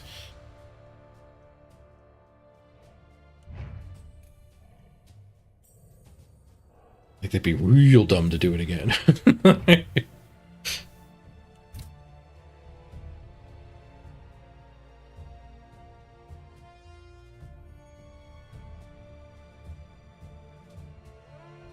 Okay, this guy's a Russian coach that used to be in Blood Bowl 2 Chalice a lot.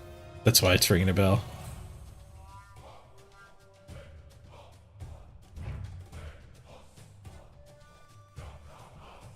And his last game was griffable as well. 3 touchdowns. Were they all on Griff?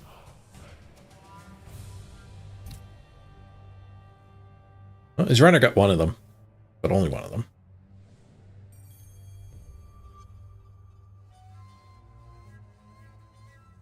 But it does look like the griffiting only started after he was at like 1.2. So like my gut, if we're gonna play efficiency dwarves, my gut feeling was with my team here at like 12 games was not to add a whole bunch of fake team value. But is there an added benefit? Like if we can the car, we're at 7, 1, and 2. 10 games in. I wonder what your average 10-game team looks like team value-wise. Maybe that's what we should be targeting, just so we actually get, like, we're not an outlier. Or maybe you want to be an outlier, so you hit other outliers being stunties and just wreck them. But then there's probably a point when you get to high SR or when you get to if you get to high SR or you get to high games played count, then maybe you have to give up on that. Because the matchmaker's just going to be struggling anyway. So you say, well, if you're going to give me an orc, give me an orc that's way stronger than me, so I can griff him.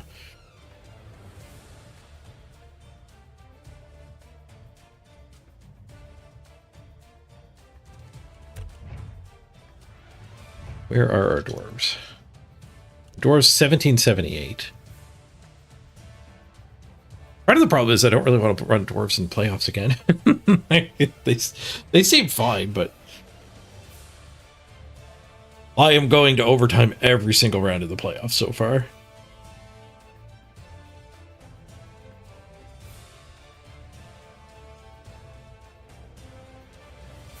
You wandered away. Did we enjoy your grifter pun? We did.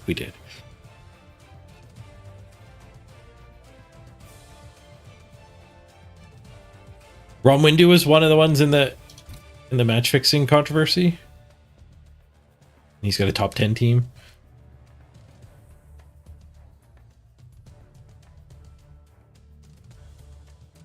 Oh, not anymore. Got knocked out.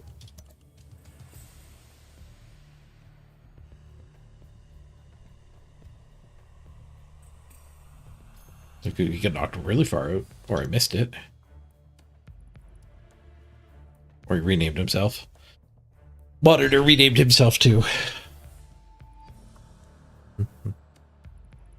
Oh, my orcs fell quite a bit there. There's Rom.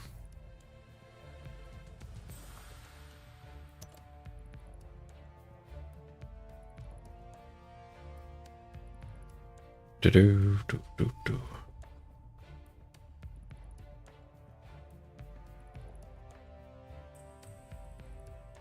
You added a bunch of team value to try to get Black Gobbo.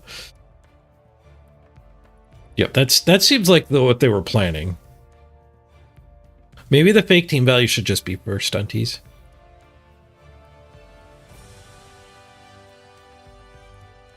Dwarves kind of abusing it does seem a little rough. Let's play a dwarf game. We'll get rid of the car. Sorry, Fianna, if you're there or watching the VOD. This team started as efficiency dwarves. You bribed for a car. We played some car dwarves. I hope you don't feel ripped off. But, I mean, I want to try efficiency dwarves, and it makes sense to use this team instead of making a new one.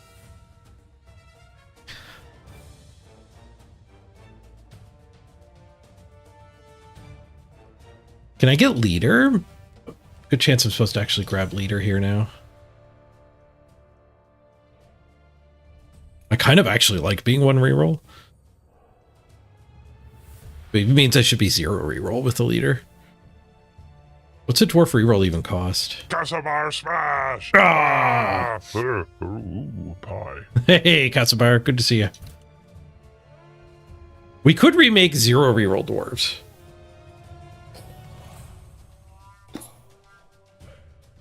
They're only 50k rerolls. They're not that expensive. Should we make 0 reroll dwarves? And that way we can keep Car Fianna here. if so Fianna wants us to play more car dwarves, we could.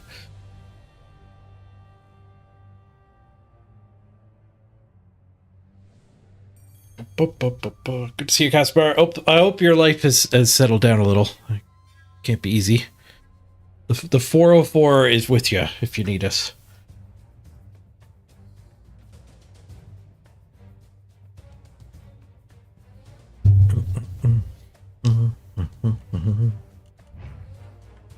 We could be with you today by making a new dwarf team.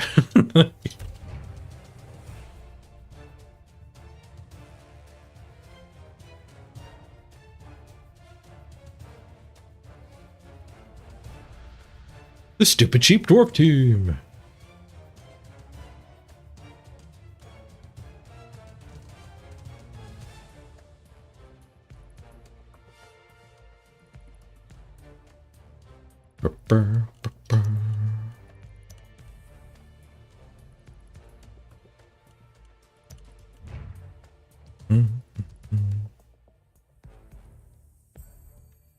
I don't necessarily stay bribed once you bribe me.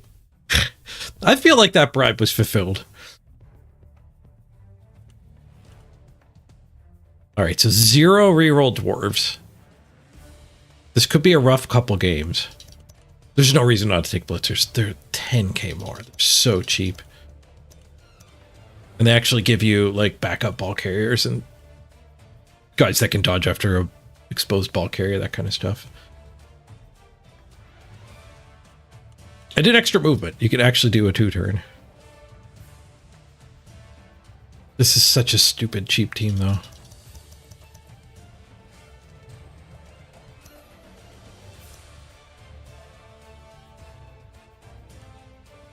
Wow, 800,000 dwarves. No reroll dwarves. Let's freaking go.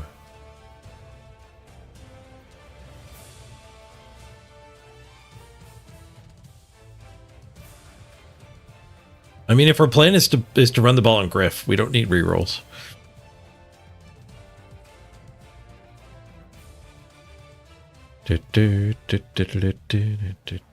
All right, let's do it. Let's name these guys. Who would prefer marbles or racing? And of course, you can bribe your way out of the team. It won't add time to the clock, but all bribes are welcome and appreciated. Katsubar, you are more than welcome to invoke ancient naming rights. Grab one of these blitzers if you'd like. Marbles, racing, anyone? Anyone have a preference in chat? No preference. No preference is stated. Hopefully we actually get some racers. Fire up marbles. Marbles.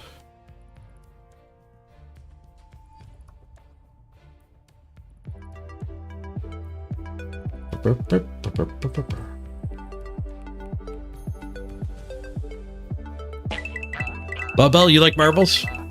Apostastus! Thank you for the gift sub. Welcome aboard.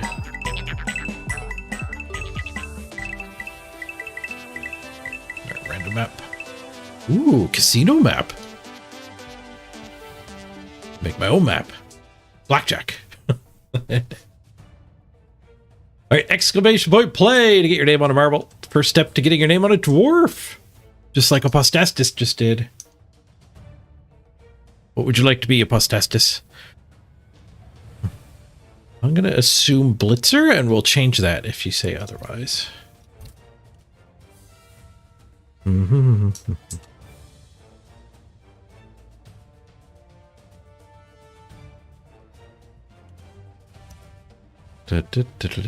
Blitzer's good? Cool.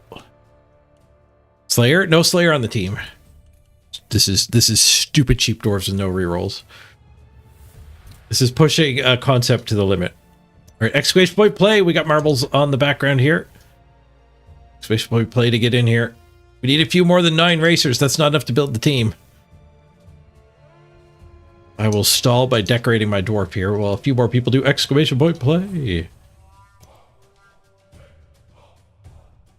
Lightning dwarf.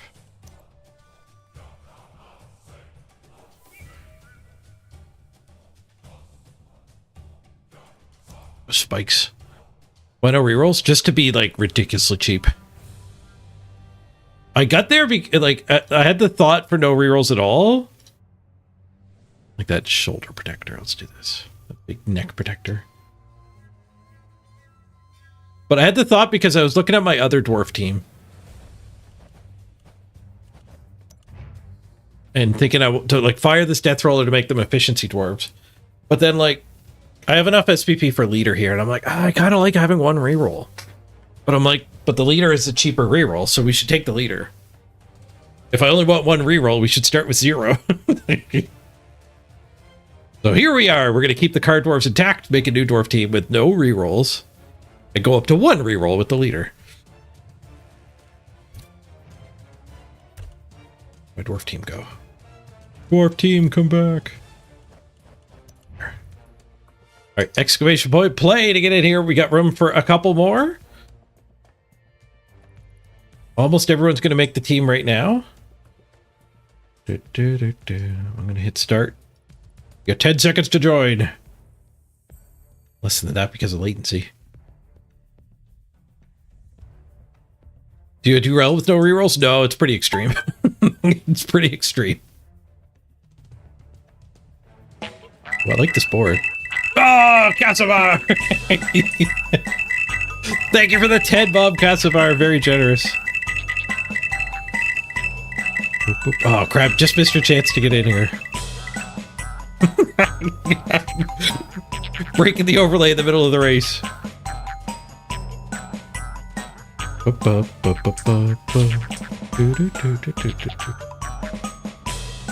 Let's go into leader camp. We got Ash in front. Ace making a move, though. Ace takes the lead. Who's going to be quicker through the paddles? It's close. Oh, Ace gets caught. Ace gets caught again. Intentional foul comes out of nowhere and takes it. Takes the lead. No, purple chest. Purple chest steals the lead. Be good to have a purple chest on a dwarf team, that's for sure. Right. Climbing up the ladder. Zoom out a little bit so you can see where you're at. Casabar smashed. See if Casabar can earn a spot on the team. He's in the front pack now. Casabar, you can of course invoke ancient naming rights, but it looks like you don't have to. You're in second place. Ooh, Dromo with good position here. Dromo first into the spin field. Let's go to Dromo camp. Dromo, get out of the dock. No, he gets shoved all the way back, and Casimir takes the lead.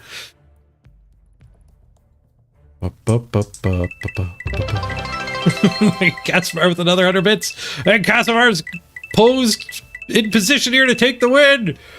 Boom! Casimir takes the win. He's winning on all metrics. Bribery and natural talent. We got intentional foul grabbing second place, purple chest in third. Ash grabs fourth, Pretty Paladin in fifth, Mr. Rocker Crocker sixth. We got Dromo. Ace grabs eighth. Danelli holding on for ninth. And then I think we have room for Label as well. Grabs 10th place. I'm not sure how many bribes we had. I think we only named one already.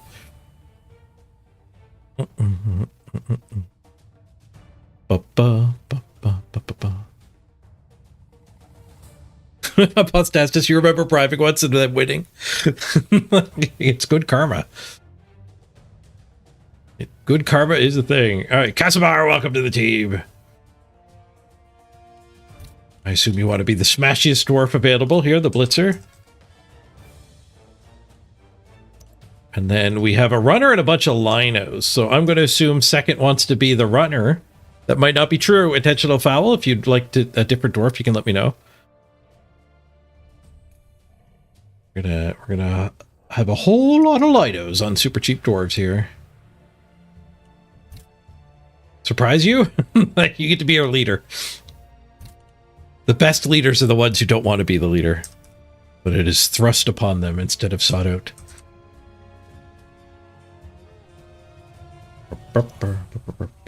Welcome aboard.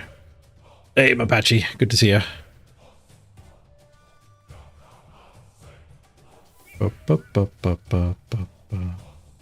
Purple chest, you're happy as a long beard. Glad to hear it. Welcome aboard.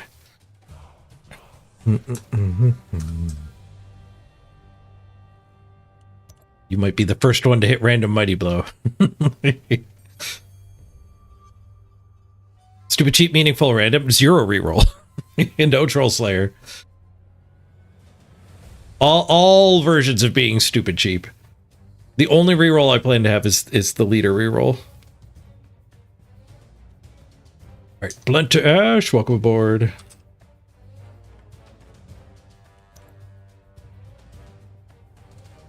And next up we have Pretty Paladin. Welcome to the team.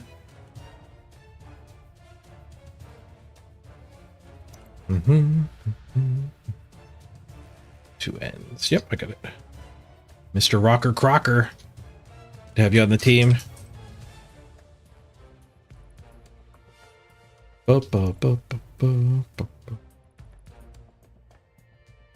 a Dromo. Dromo 8? Dromo 6. Hard to keep track of all those Dromos. Ace Trejo, welcome aboard.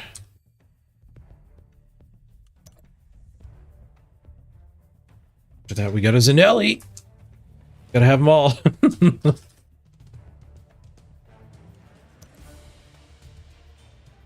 And a Lawbell. Welcome aboard, Lawbell.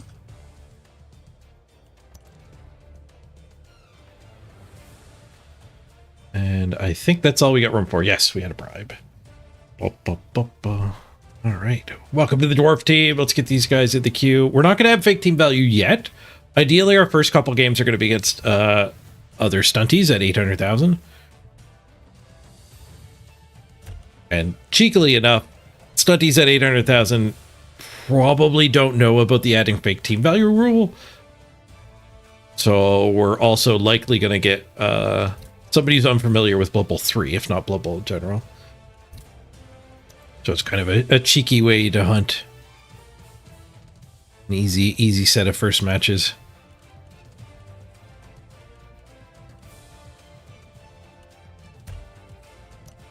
And once we get a few games under our belt, maybe we start adding the Griff team value.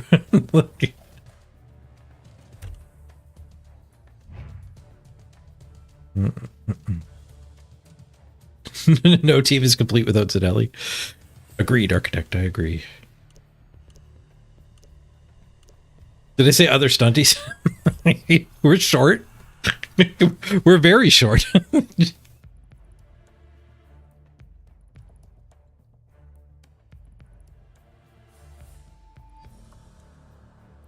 Ba-ba-ba-ba-ba-ba. Break overlay and make mage fix minor bugs. The bugs must live on. Tyranid for life.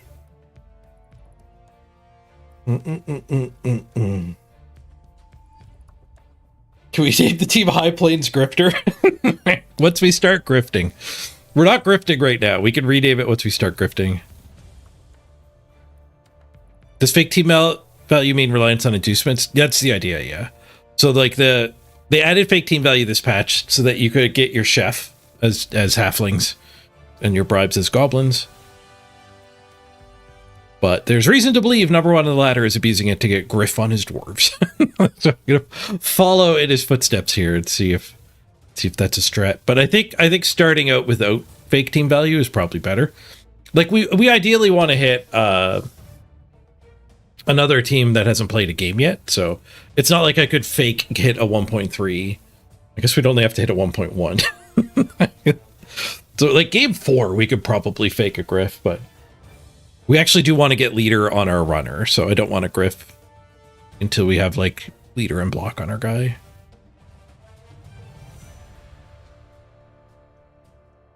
You appreciated the Tyranid reference? Alright,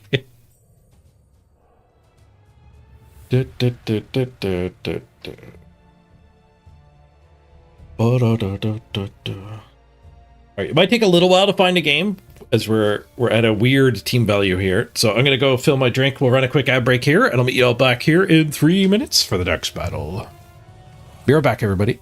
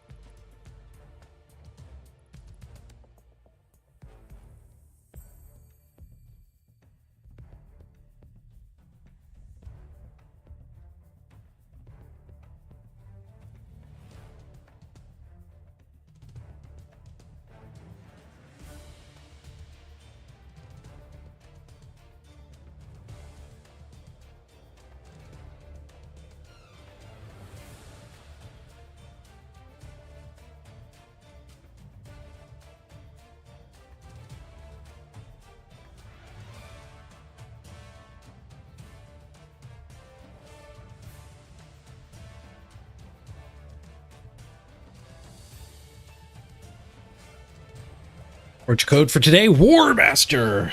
I put that in earlier. I was looking into making a Sisters deck, but it turns out I didn't have nearly enough cards for it yet. I need a new deck. My deck got nerfed. I was playing Ursula and she got nerfed. Nerfsula. I think I have the cards for a Necron deck. Let's fire up Warforged while we're spinning here. Not to play a game, just to build a deck. Kill the music here so we don't get a music fight.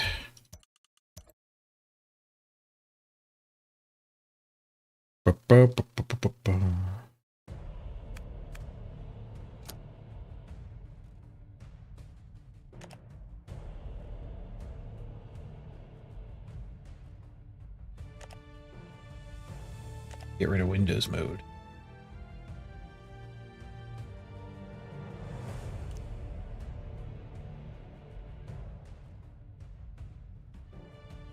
Brr, brr, brr, brr.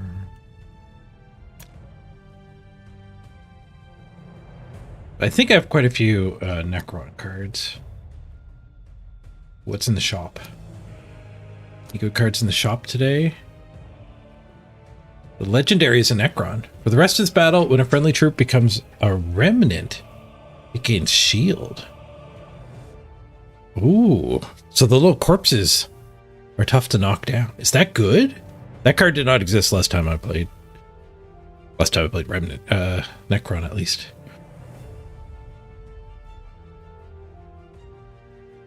I think a lot of the Remnant reanimating stuff did get buffed. I have a buttload of crystals. Well, I can get 3. Yeah, I can get 3 legendaries total. I don't know if I want to pull the trigger on that one.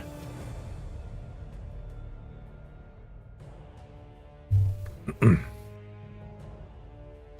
do I have for wildcards for Necron?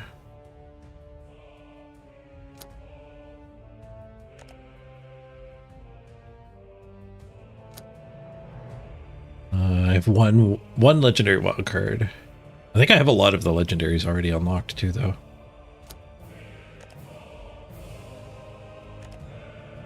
I was wrong. I have a couple unlocked. Oh, I already have that. I already have Undying Legions. All right. We definitely don't want to buy it.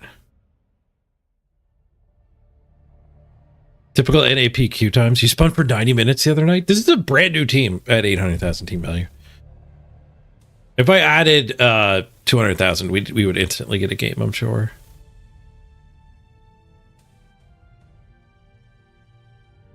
I think there's still 11 tabs worth of games. At least there was when I went live. It's whacked out, whatever they did. I think they did change something. Oh, there's only 6 tabs of games. That's the problem. Can't see it behind the avatar, but it's at 6.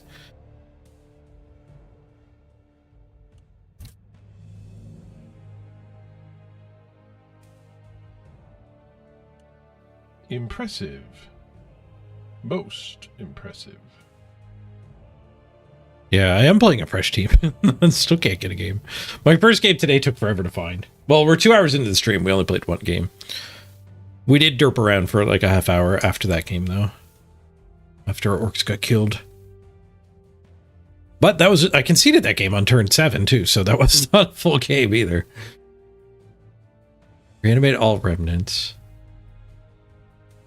Remnant Destroyer Artifice gains stealth. That guy seems pretty good. Lord of the Storm.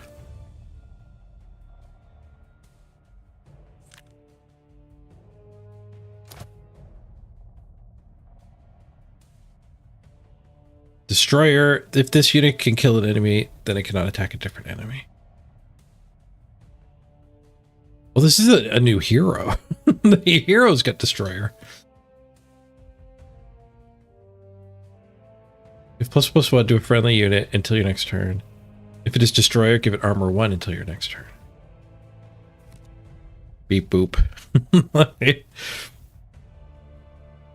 I think that's a big problem with their queue crap. Maybe I'll have to give them that feedback, but like they are making each individual person wait the amount of time to find a match, where I think they should make the queue be the thing that the parameters increasing. Like if somebody has had to wait for 20 minutes to find a game, and they finally found a game with the queue spread apart to such a degree, maybe the whole queue should just be spread apart for that time of day. There were 6 live pages of live games. We could actually do the math and figure out how many how often a game is firing this time of day. So 5 times 9 is 45, 50. There's 50 games right now. If you say a game takes 50 minutes, then a game is firing every minute. It's not a lot of games firing. If your goal is to have matchmaking times under a minute, you literally can't do any matchmaking.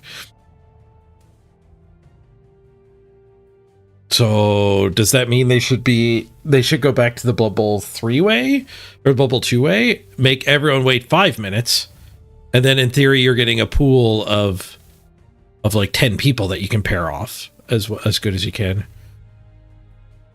Queuing multiple teams would help too. That's true. Because then you could queue your big team when it doesn't get a game within 5 minutes. You can then queue your whatever team. If you queue a whole bunch of teams, then in theory, the matchmaker won't give you a bad match, right? If you queue your giant capped team with 50 games and your 20 game team you're trying to break through to Masters with and your brand new team, like your 20 game team should not face a monster. If that monster's getting an opponent, it should be your monster.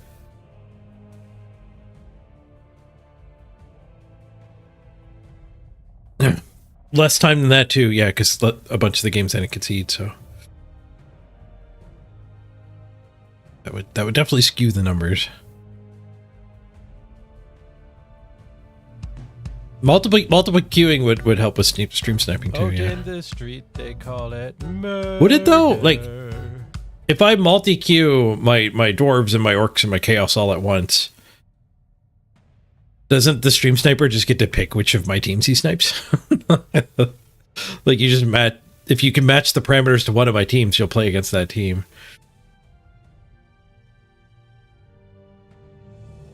I guess it depends how they program it. Hey, Von Roo, good to see you. Back to Necro. Enough Q science.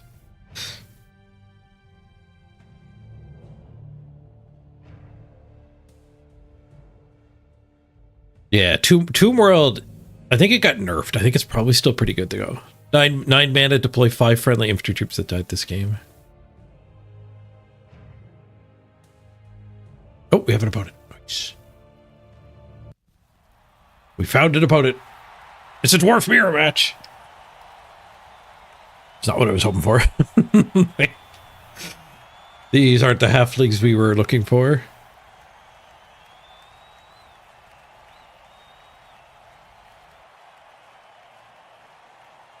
Ba-ba-da-ba-ba-ba.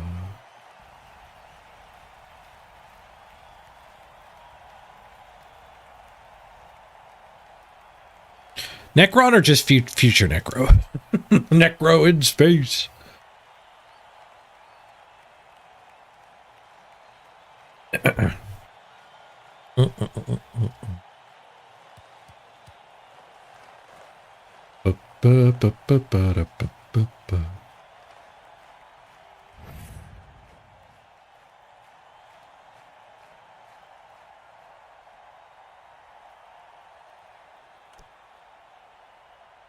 What do we run into here?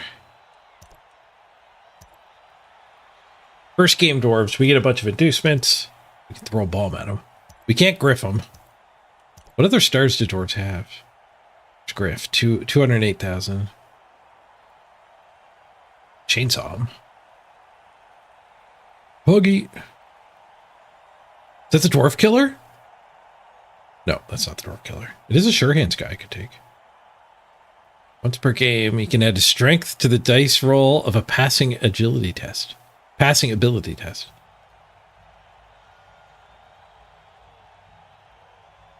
Doesn't have Hail Mary, though.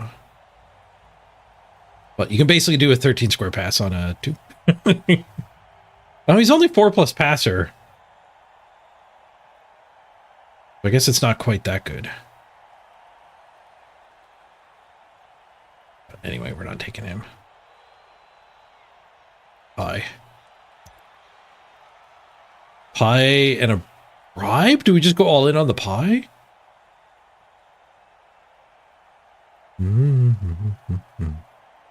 Nobody snipes dwarves? Well, there are some stream snipers who run around so they can, like, dominate the ladder by finding good opponents. There are also stream snipers running around who snipe the streamer.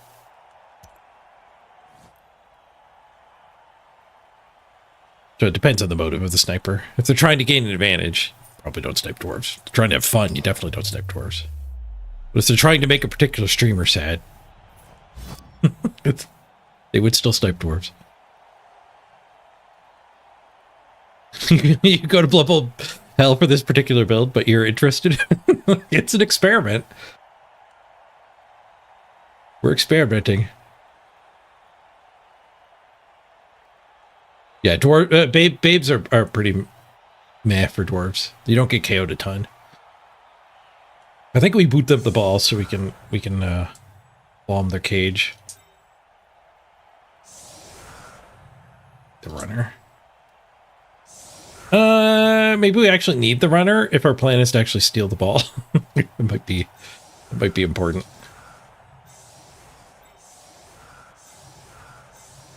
Make a little pocket for her here. I mean, the blitzers can steal the ball, but I have no rerolls, right? As a just bashing situation, we definitely don't want the runner. But our odds of actually yoinking his touchdown go way up if I run it. I don't think we run it.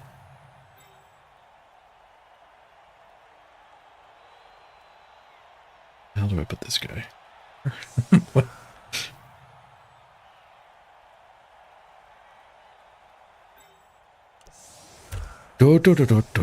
Not many people stream snipe, it's the bottom line.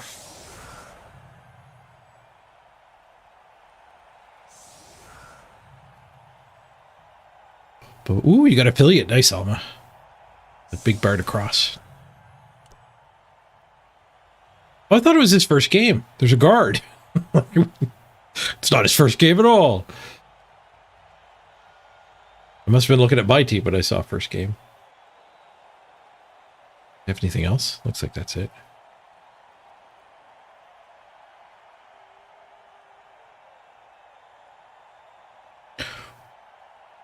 Look at the rerolls. He's got 3 of them.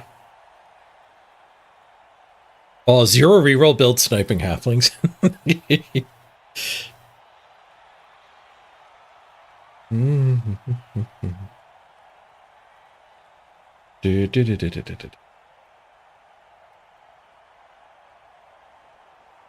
Throw pies, don't roll them. You roll dice to throw pies.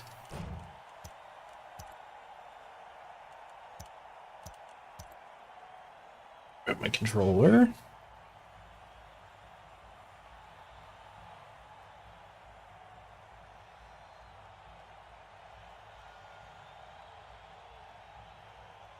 The setup is painfully lopsided.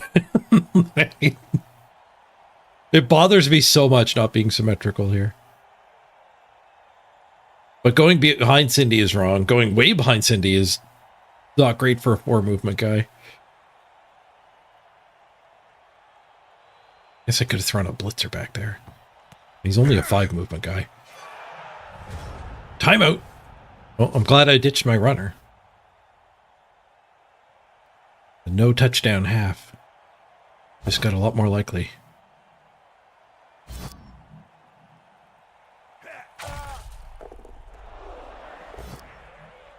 Skulls! Ooh, skulls are going to be sad for the no reroll build. Our opponent can have them all. Oh, the skulls reroll into a KO. Brutal. Ace is down.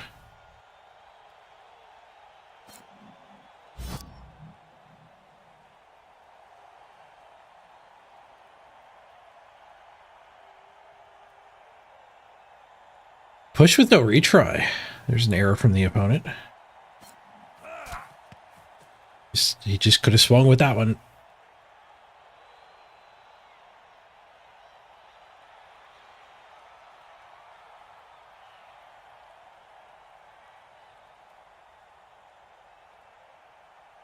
The bomber is counting on the imperfect line hits for sure.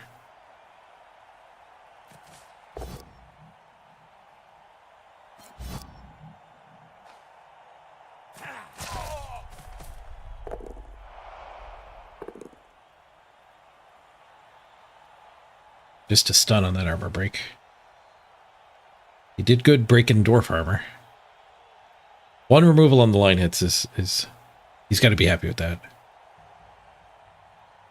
All right, Troll Slayers have dash pass, so they're really good targets. But the ground right here is a pretty good target too.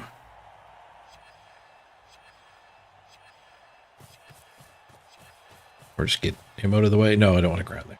Stunned guy would take a hit. Gets an intercept if I throw it here.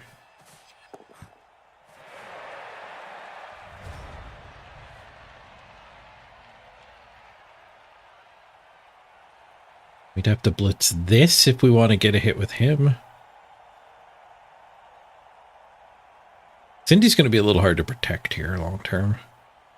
Maybe having her farther back would have been much better. Big problem with hitting him is the assist here gets surfed, so do I have to throw the bomb first? We could put a guy here and blitz the guard to there and then drop the bomb on his belly.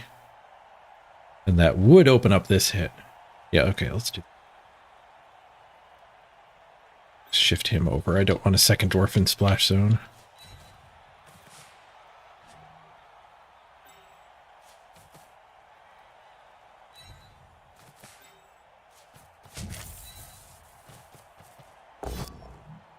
Bonk.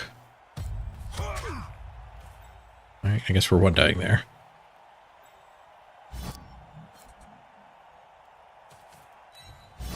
Bombs away. Single bomb, please. She got a 6. Oh, he intercepted it. Or redirected it, rather. Whole bunch of dwarfs fall down. I can stand mine back up. Standing him up just gives him a hit and a chain that he might be able to use. I think we do that. Let's bring this guy over.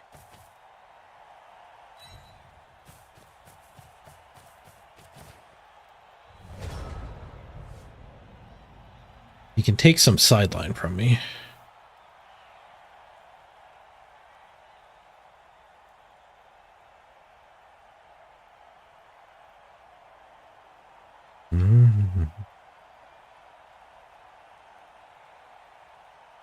What was the intercept there? Interfere 6, catch failed. But when you succeed the interfere, -5. So he just has to roll a 6. 4+ with -5 on your dice. But that changes it from accurate to inaccurate, I think. Or maybe it's different. Maybe it scatters from the guy who interfered.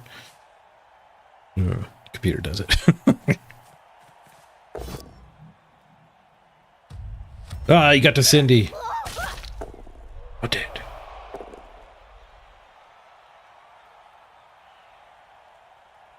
Took a 1 die to do that. Dwarves love their 1 die hits, though.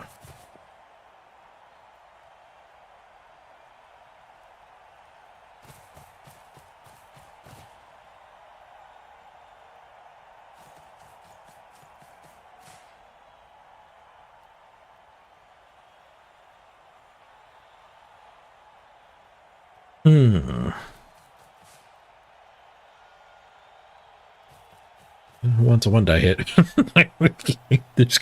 There's a few opportunities for 1 die hits.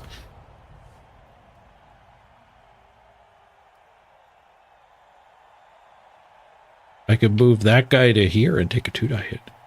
We could actually go to here. Is there any bonkers way to get a chain push to get that guy to there? We'd have to 1 die him to there. Punch this guy into that. No, I'd have to fill both of these. Like I can blitz this and chain him up, but then he's not getting a hit, is he? He'd be standing there.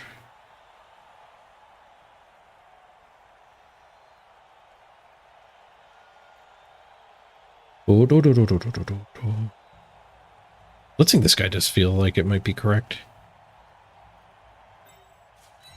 It's just 1 die town.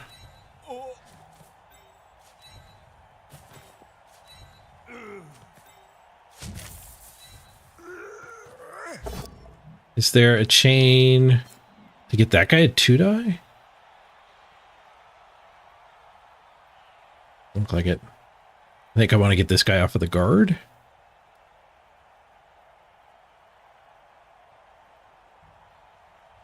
It's just one die down.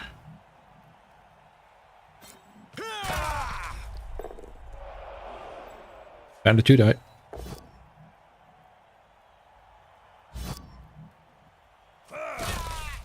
One die, the Troll Slayer. Whoosh. They're getting away from us. Man, losing one dwarf hurts quite a bit, doesn't it?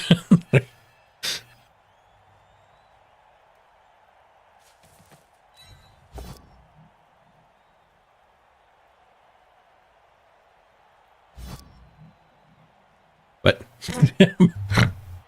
Hello, marbles. Didn't realize that was still open. I'm glad it popped up so I can close it.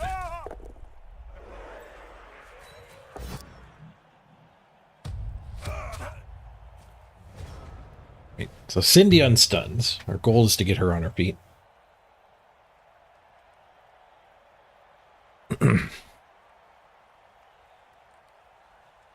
We can get Cindy down to here, somewhere in this area, unmarked.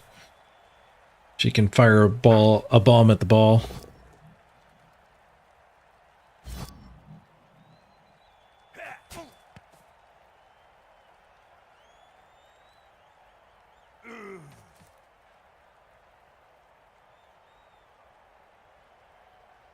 Big problem with the turn I passed back to my opponent is they actually have loose dwarves, so they can generate 2 dies aplenty. And that one guard guy does make a difference too. Not this turn. I got their one guard stuck on one dwarf. But once it one dies here and follows up, it's a guard onto that guy.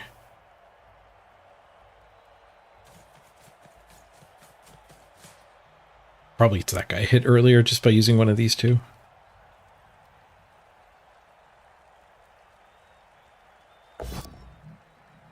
Nope. 2 die retry though. Into the blob. Yeah, he went to the 1 die early there, I think. Unless there's some master plan for this Troll Slayer.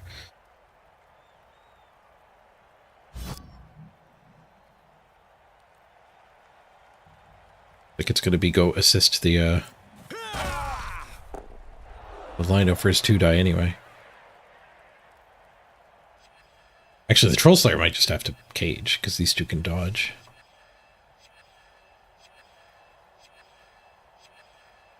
Yeah, 3+2+ hit your ball. They can't leave that. They left it during the 1 die. 1 die skull. Reroll pow. He's burning through those rerolls though.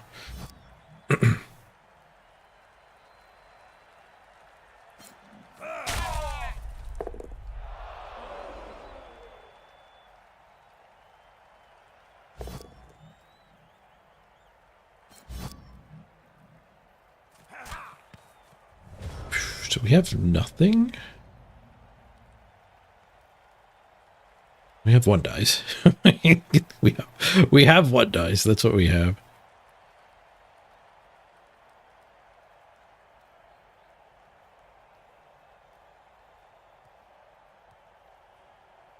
Our choice of 1 dice.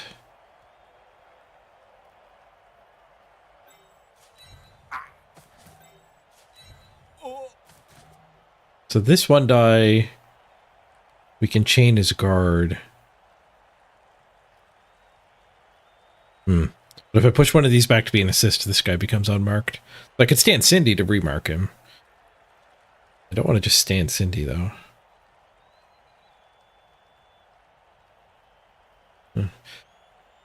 I hate 1 dice too much to be playing Dwarf Mirrors. There's just nothing we could do other than dice.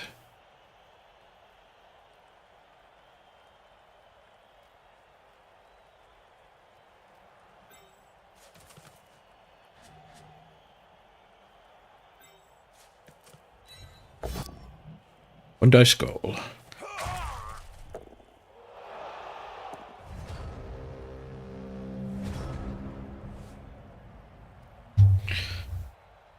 No rerolls.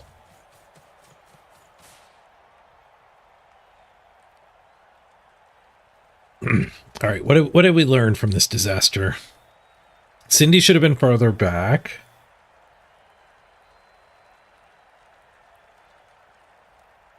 Just committing to 3+ing her bomb, that's fine.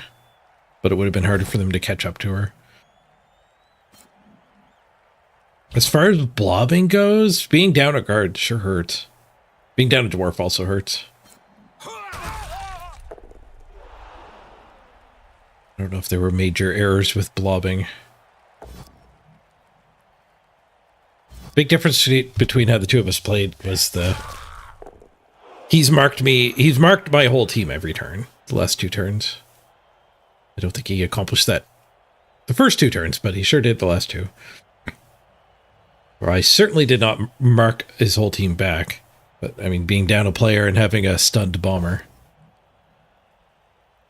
wasn't exactly a choice.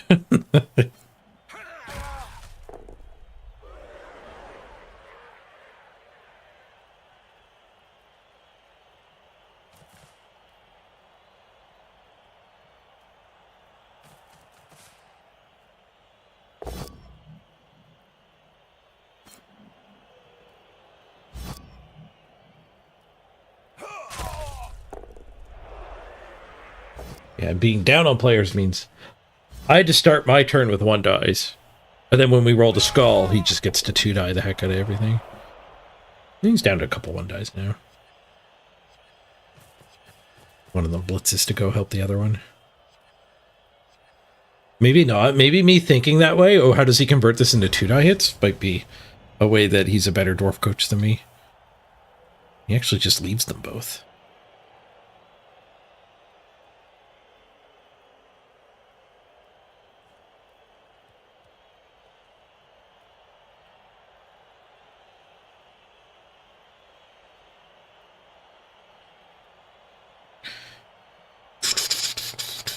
Just 1 die city.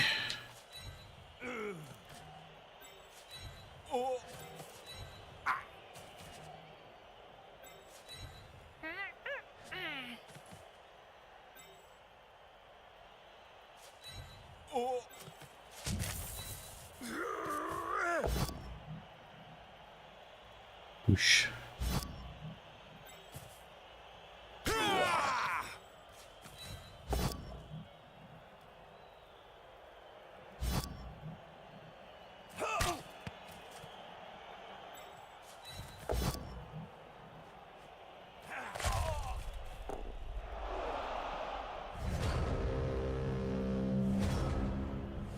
Dwarf games have a unique way to feel pointless.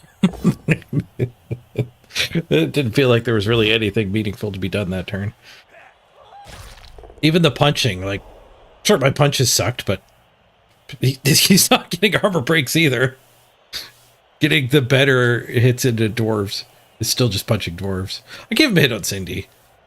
Maybe I should have just left her down instead of taking the 1 die on the Troll Slayer. Got a stun.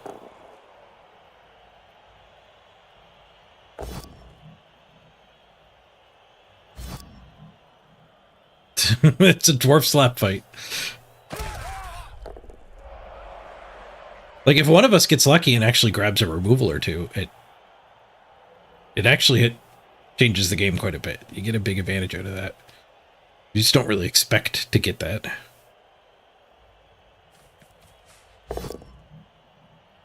This is why he didn't take the 1 dice. Because of how bad the skull is. But I mean, look how bad the skull was. He got 2 armor rolls on dwarves. Wasn't that bad. But I could see it being both right for him to not take them and then correct for me to take them. Like, as the one who's behind here, I need variance. Or he doesn't want variance.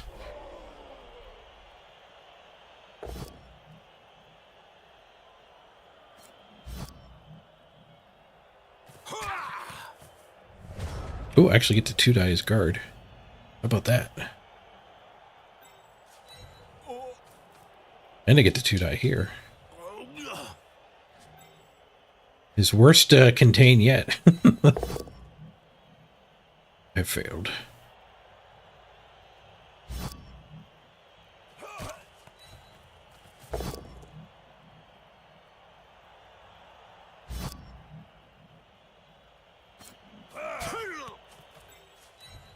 It's Cindy a square she can dodge to. Stand these two? Yeah.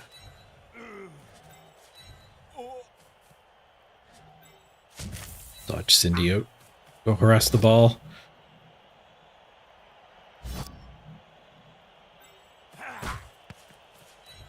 Get him, Cindy.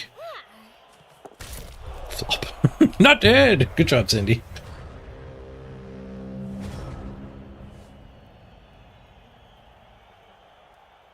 Having the turn taken off of the clock ended up helping the opponent.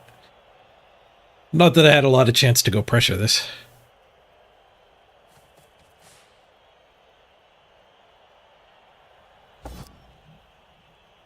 Bonk.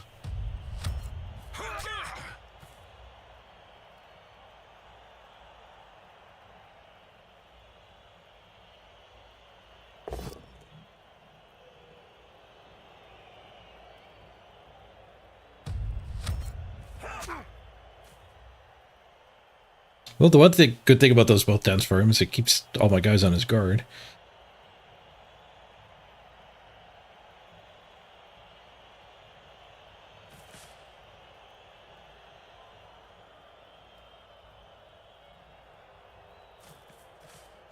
Good news is we can bribe Cindy. The bad news is I have to get my KO back for that to matter.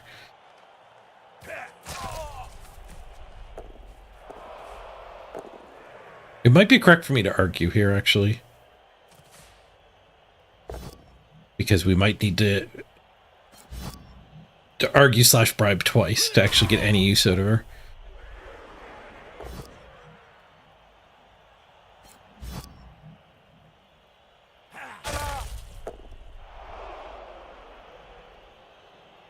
Yeah, I think we will argue.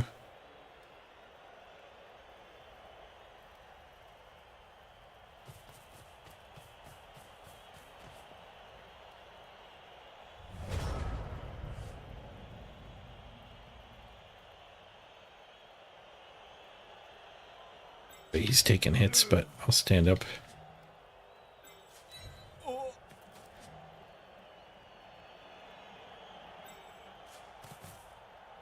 That one's red. That one's red. This one doesn't push to the right direction. Alright, I guess we do this first.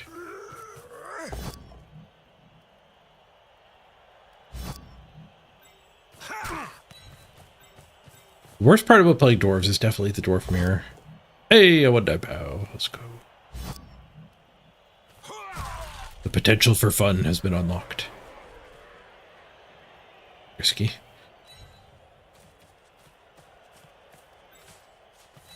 It's not an attack I want to fail. I don't think we get surfed from that. Definite lack of pows here. I bet I can't go foul the guard guy.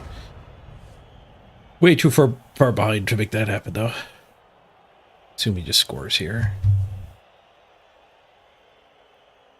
Just so low odds for punching a dwarf to give you a benefit. Well, he's gonna do it. It's also like a 1 in 1,000 to get burned by this blitz. Thick skull keeps him on the field. Nice. I guess that's the whole Cindy dance here is a good reason to take a hit or two this turn, because your value from getting a removal. You one-dying me? You are not one-dying me. That's not even the right spot to stand. Like, you needed to be there.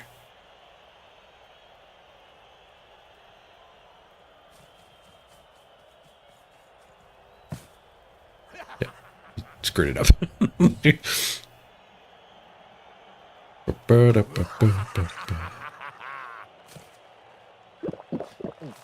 The worst thing about playing dwarves is every game involves dwarves. I like playing as dwarves. I find it fun.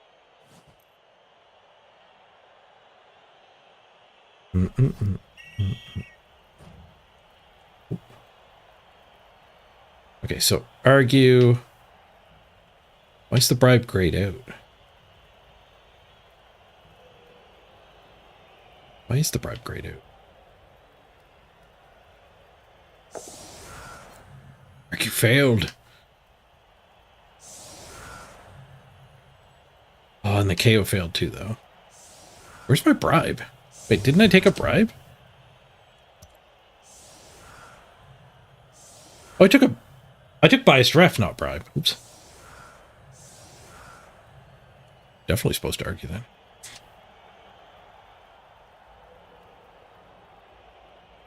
Ooh, I'm surprised bribe was on that action wheel.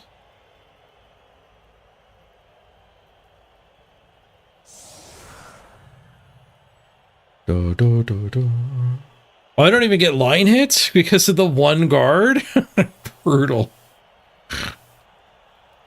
I mean, I get to one die. Embrace the dwarf. Throw the one die hit. You'll love it.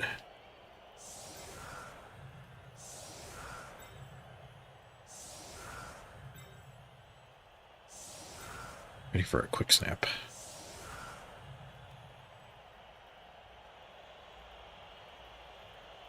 I think that's actually an option in the menu to hide the unavailable actions.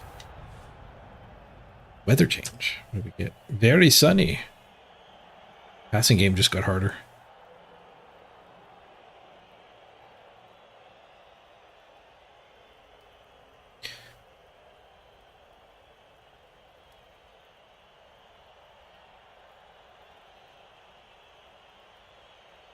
Use the blitzer to get the 2 dice? Really? Oh, use my blitz to get the 2 dice. Really? if I had have overloaded one side, we could have started with a 2-die blitz, but it wouldn't have opened these hits. Oh, what we could do a blitz into him. I see what you mean. Okay, yeah, that's probably right to do as well. So we just go here, and then this guy blitzes here.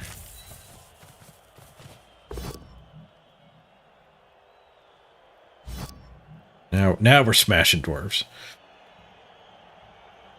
I minimize the amount stuck on the guard guy.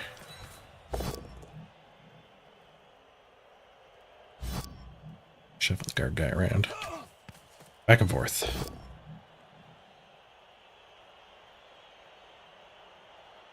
Probably supposed to foul the guard guy, but then everyone gets stuck on him. Just push him there with no follow. It'll stand up and be on its own.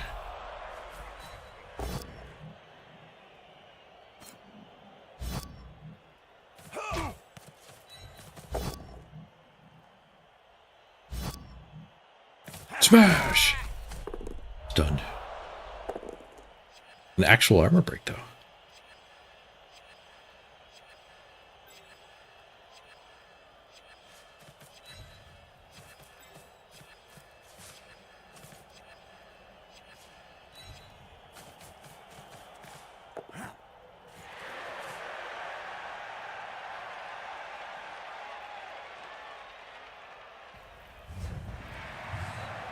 Oh, that was turn 8. I think I play it the same.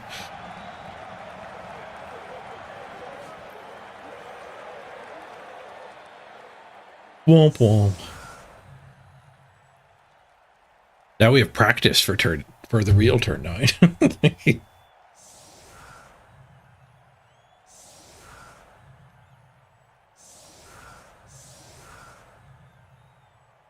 He's adjusting.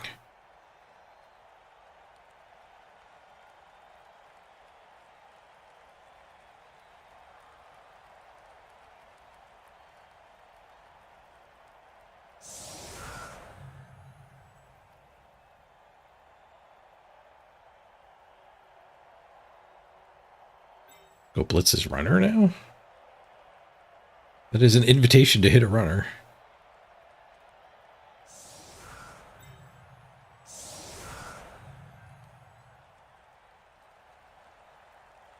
They're kind of delicate. We'll have to one die the mid hits, but I think that's fine.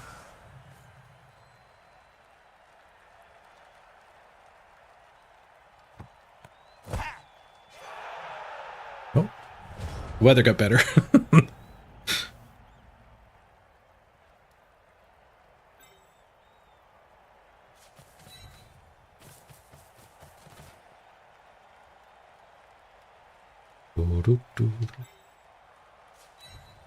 We do have to give him a hit back here.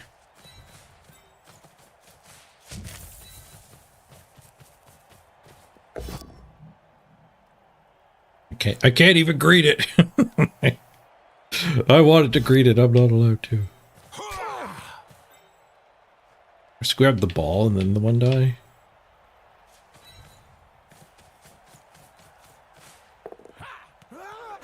Nice. Skillfully remove that one from existence.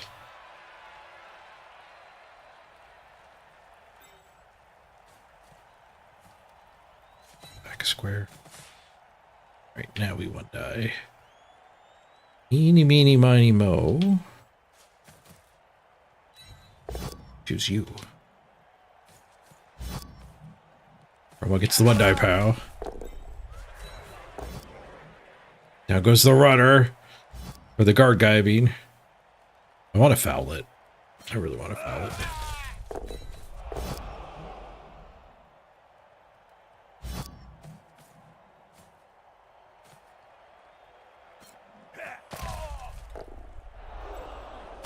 Smashy, smashy. Failed to break armor. Alright, get away from the guard guy. There's enough on the guard guy.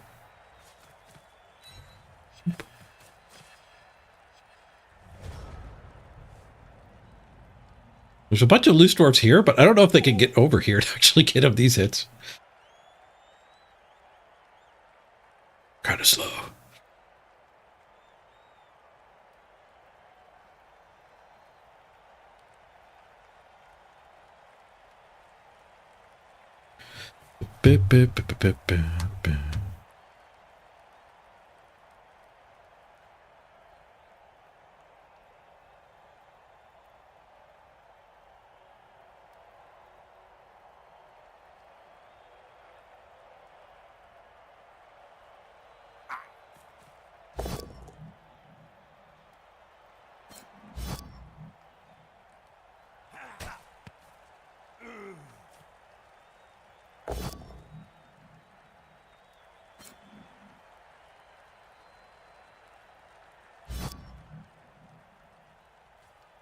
Just give me a hit on his Troll Slayer? Or is he smushing in on that guy? There's no way he's leaving that 1v1.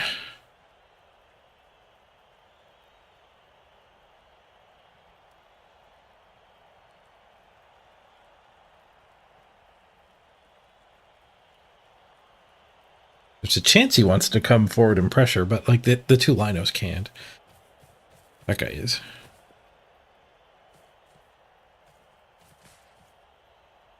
Yeah, there's a second mark. He needs to, yeah, he needed to mark this guy so it's not an assist on the guard.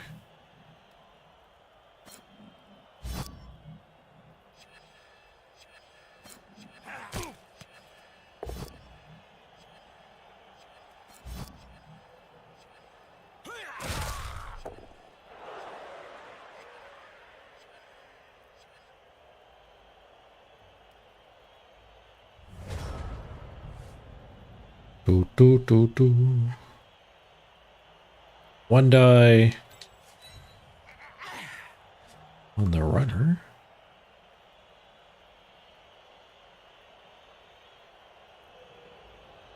Down on players sucks.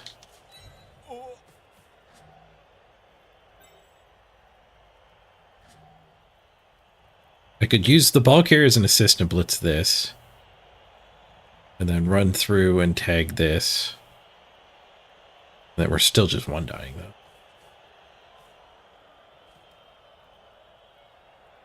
I could drop the ball back. Play keep away. And we're just having a one die fest. I kind of like that, but when I drop back...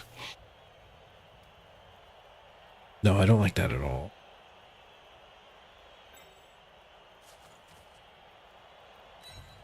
like that at all. Let's do the plan A. Whoosh. All right. Plan A is really bad with a push. Plan A is awful on a push.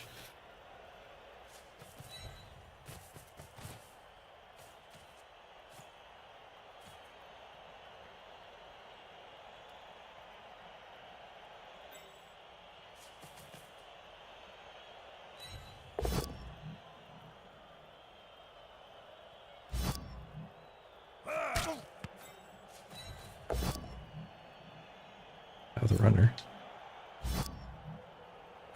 Smash the runner. Stun.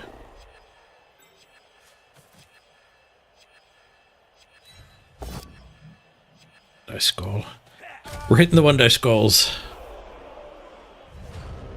early on the early turns of the drive.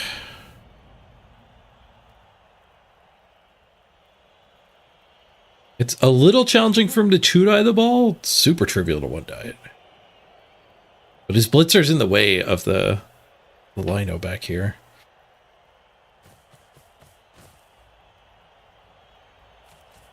He has to do a go for it. He succeeds the go for it.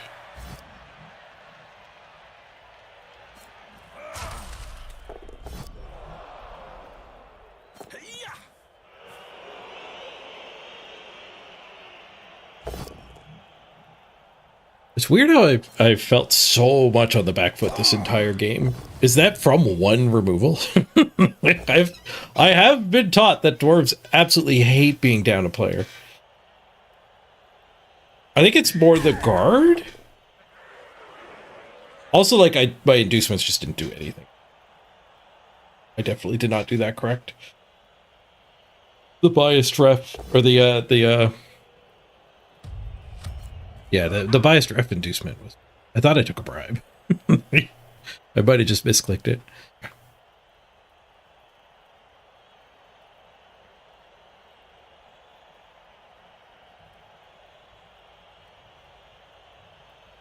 Biased ref is for stopping your opponent. It's not for helping you. So I think like he has a bit of an advantage, and I didn't take any inducements. That's the real problem. Paired with the KO. Yeah, both the player down and a guard. And the rerolls down too. Burning through his rerolls at least.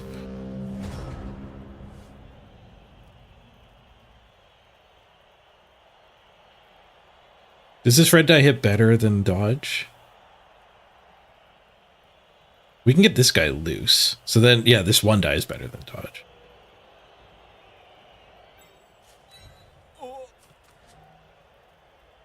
I actually have a free dwarf. It's a nice thing. That doesn't happen often.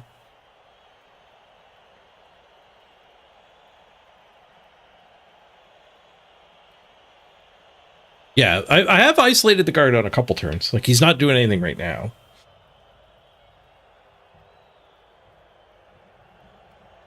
And those turns have definitely gone better than other turns.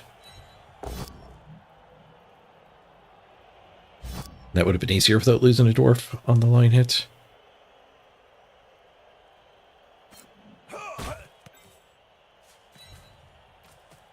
Speaking of which, hello guard. Let's play. Actually, that guy here would have let me punch and follow up, and I kind of get the same isolation. Or actually 2-die both of them and follow up, so I did that wrong.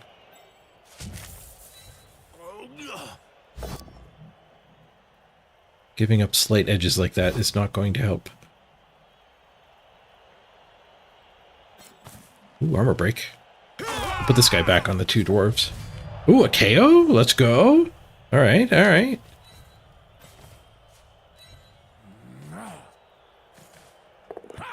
Fail to pick up. Fail to pick up. I didn't want those 1 dies anyway. Yeah, but I should have put this guy here. 2-die this stayed behind. 2-die this followed up. And then we'd have that guard on just one of my dwarves.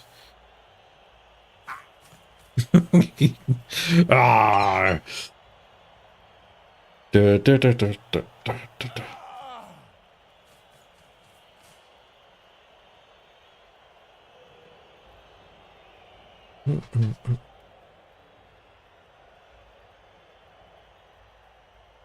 I think the no reroll build is definitely disadvantaged here too. Like the whole point was to try to get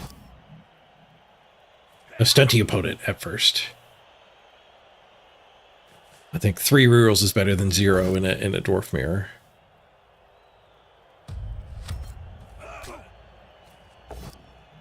But if I took the wizard instead of Cindy, I wonder if, like, we didn't have any fireballs in the first drive. He just walked up the sideline behind a screen.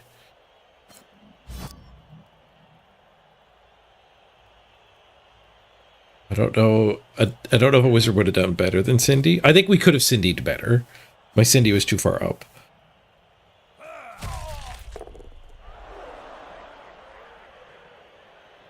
The Cindying better actually having a bribe. I mean, in this case, it wouldn't have mattered. We gotta throw it out on the argue anyway. This team needs more claw. Monopoly Go, I ended Zergra, but the dice one is still active. I don't have it on this scene, but it is on this scene. The dice stuff. I've been burning through my dice 2 or 3 times a day.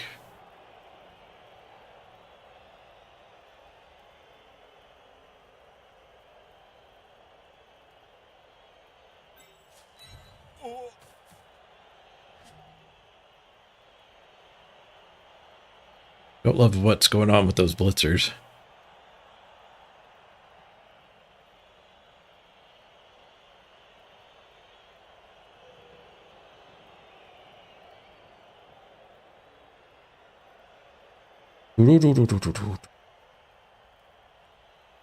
Pick up the ball, go here. Blitz the Troll Slayer, follow up, hit that guy. Then I have the ball here. I don't think that it would be safe. This guy just stood, so it's not like I can pick up the ball and go there. We could just blitz this guy. It won't go get that 2-die though. We could blitz here. That would free this guy.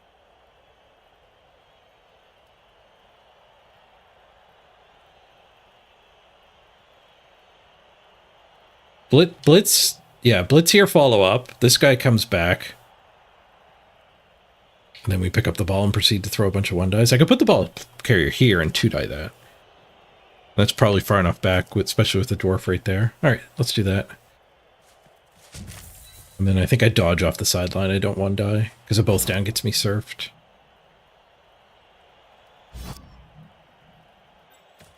Smashy, smashy.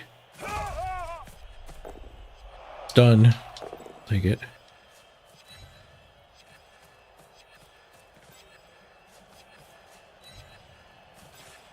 Peace. Being able to select the guy, a bit of a spoiler, but I'll allow it.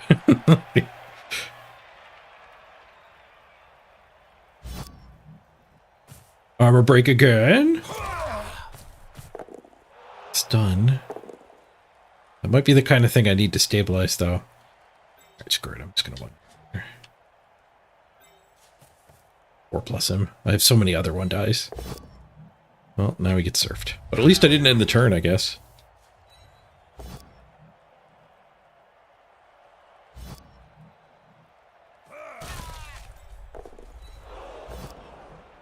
Dice skull.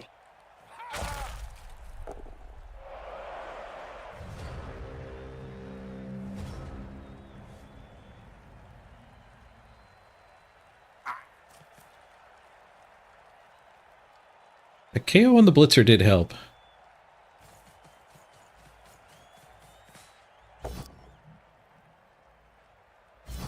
So giving up the surf actually drew his runner over there.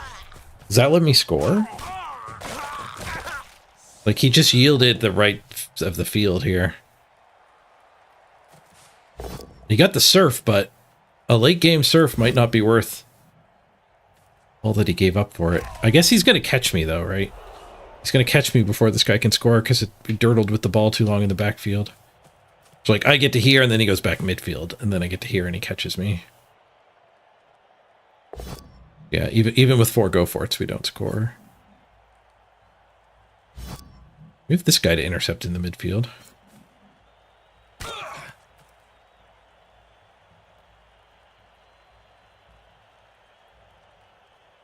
This is fine. That guy goes here, 2 die that, 2 die that. Boogie up to here, 2 die that. We need this 1 die to fail. This guy's waiting deep. Alright, that 1 die not getting taken is really for us. He really needed to follow up. He just didn't know what my plan was. I guess if we bonk, I might need that guy. Lost a movement to that.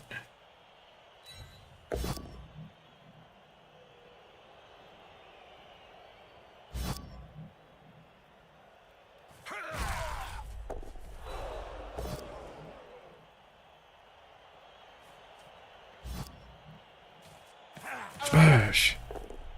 Lots of stuns.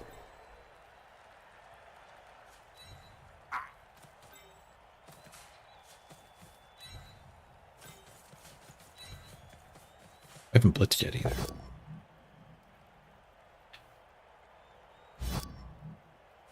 I don't know what I want to blitz with.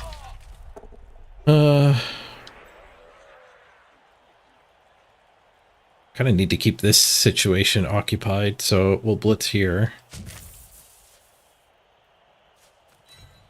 Just to get relocated.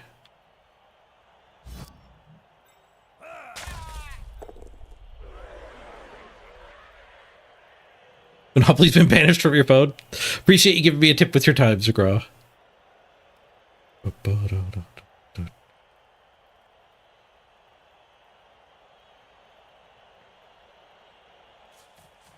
Jam that go for it. Oh. Roop. We failed the rush, which does remind me the sponsor of today's stream. Today's stream is, of course, brought to you by... Oh, it's hard for me to reach up and grab this. Mort's Banana Peels. Mort's Banana Peels reminding you that go forts are not free movements at 1706. Mort's Banana Peels. Get yours today. And now my arm is throbbing. Stupid tendonitis.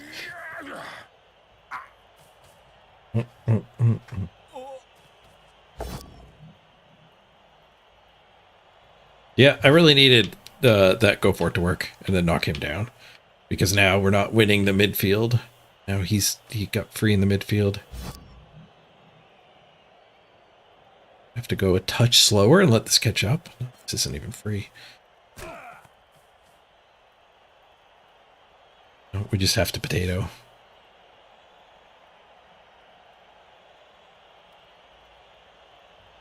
Maybe we'll get a chance to like 1 die retreat mark. Yeah, I think that was a pretty big error. That guy had to go back and win this fight. 'Cause now we actually have a 2 die there.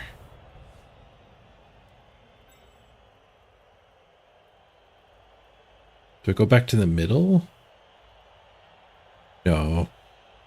Because we might end up pushing the blitzer. I don't want the blitzer to stay a little bit farther away from me.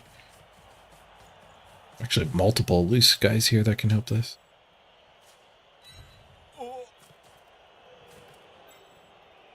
Might need a couple go forts to get in that guy's way.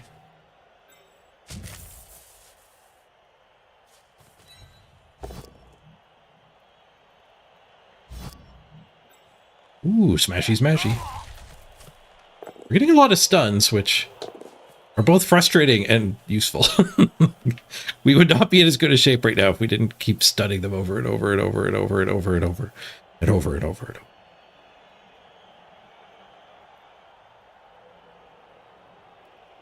Can I get one of these loose with that guy? We have that hit, which actually gets him loose. And then he can go up there and assist that. So I think this guy just needs to make sure these don't get loose. Touch him there. Well, I could have waited to move him until this until I knew this failed. This is probably fine. I just don't do the 1 dies up above.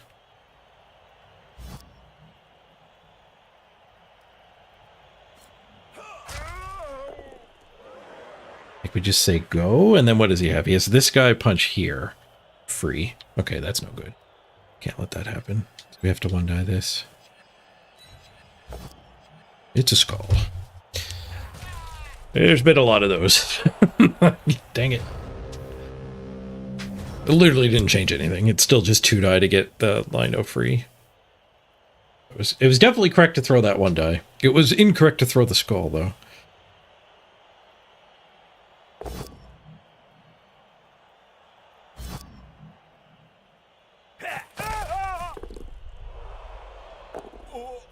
It's done. All right, he gets to 1 die the ball. He has a reroll for it. And some do nothing 2 dies in the background. Well, some level my player 2 dies. But you're punching a dwarf. They barely ever give you SPP.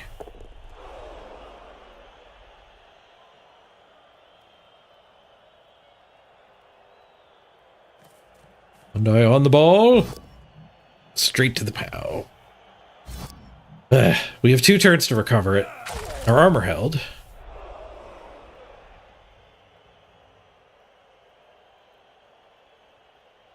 Dodge the runner? He's not a risk taker. He does dodge the runner though. You gotta go for the pickup. You don't dodge the runner to not do these go for it.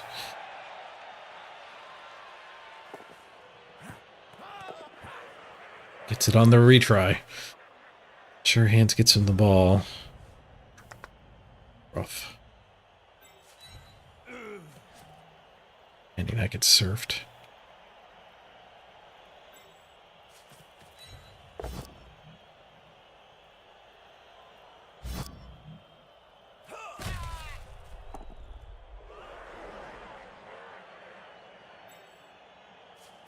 We just do the hit with the runner. We kind of need everything to work here. No need to throw an extra go for it in it. We're going to need the dodge pickup anyway. We lose both down. Throw a skull anyway. Maybe the go for it's worth it to open both down up. But there was a 1 waiting. GG. We lose the first game. I think we were pretty bad underdog after inducements. I think with... I definitely did wrong inducements. I don't know what the right inducements were. I mean, Cindy Bribe. Cindy Bribe is way better than what I did. Wizard is probably worse than that. But definitely after my inducements, we were a huge underdog. Experimental dwarves are not. It is not unknown which is better in this particular heads-up match.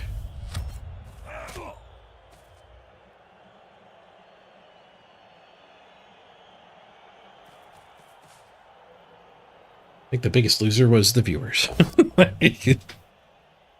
I think there was some strategy to learn here. Like this was kind of fun in the way that like playing Go is fun. There were some things to think about. There was some strategy to get slight edges, but wasn't a lot of murder. Playing Chaos is more like playing Tarkov. Would you like to play some Go or do you want to play some Tarkov?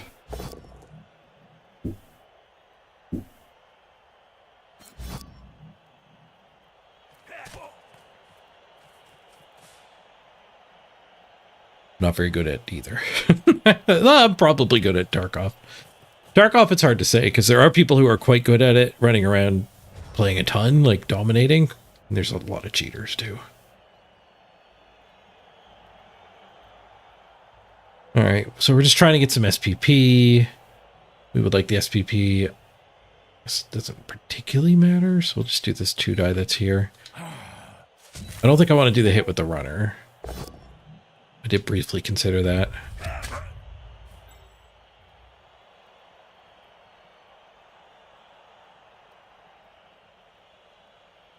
Guess we just take 1 die hits now.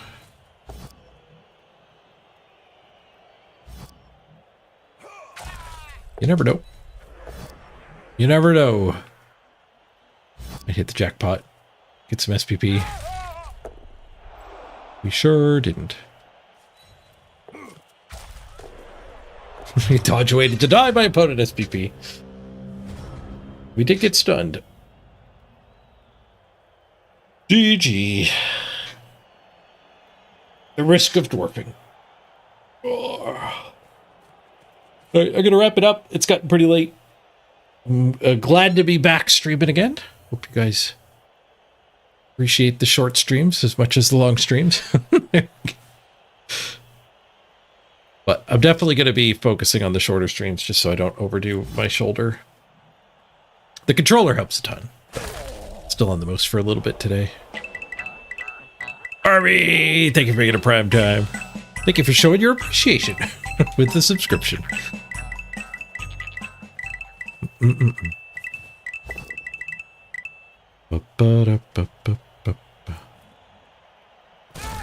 Watch the same amount of streams either way. One 3-hour stream or one 12-hour stream. We got our playoff game tomorrow. If you want to know the exact time in your time zone, you can check out the Discord, !Point Discord in chat, or it's linked down below the stream too. And in my announcements folder, there's Discord magic to display this in your time zone. It'll be 3 p.m. for me. It's currently 10 p.m. for me, so 7 hours earlier in the day than right now will be our playoff game. Look at your current clock, take 7 hours off. That'll be when the playoff game is tomorrow. We're going to be playing our dwarves against Diome's Necro, I believe, is who we're up against now. This guy's win streaking.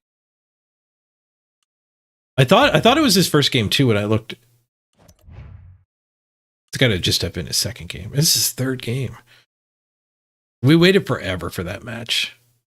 The matchmaker tries to give you 0 games against 0 games, but poor guy's dwarf mirroring the whole way too. You get to beat up some chaos earlier. Baby chaos for your first game is pretty nice. All right, we get to random. We do get to random. What's in the box? Multi-block. God damn it. We have the money for lobotomies. Good thing about this build. Postestis, welcome to the lobotomy chair. I am a dwarf and I'm digging a hole. Hey, J-Hoodie. You just missed the dwarfing. We're wrapping up the day for the day.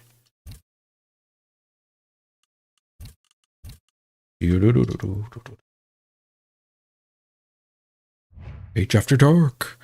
Page After Dark is done, though. Gonna have something to eat and head to bed. Could have made multi-block work against stunties. You gotta share those hits.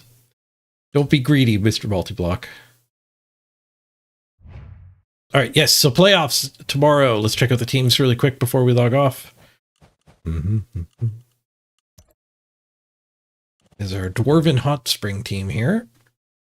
We're going to be taking these well-developed dwarves, not baby dwarves. They are baby in the sense that I am 200,000 under the team value cap, so we can get a bomber and a wizard. But our opponent has foiled those plans. They're also a little bit under cap. Notable inclusions are our Fouling Runner, a bit of an experiment. Not a bad piece. So it's 145k, where if you turn a Lido into that, you're adding 60k here, so it's 135. So like what you're gaining by putting it on a runner for 15k is 2 movement, pretty good on your Fowler, and the ability to actually build it. Because I played this team. This was my first runner. We scored him up to 20 SPP, which is what you need for this. And then we hired second runner. So we quickly actually built a Fowler by making your Fowler from somebody who can score. Human catchers do it pretty well too. I don't know if the experiment is a solid success, but I'm happy to have this piece here for our next game. We also have a stat freak. We only got him to 1 move up, but we did get the agility up on him too. Got a pretty good stat freak. And then our opponent's team, up against Diome's Necro. We're going to get probably a wizard for inducements.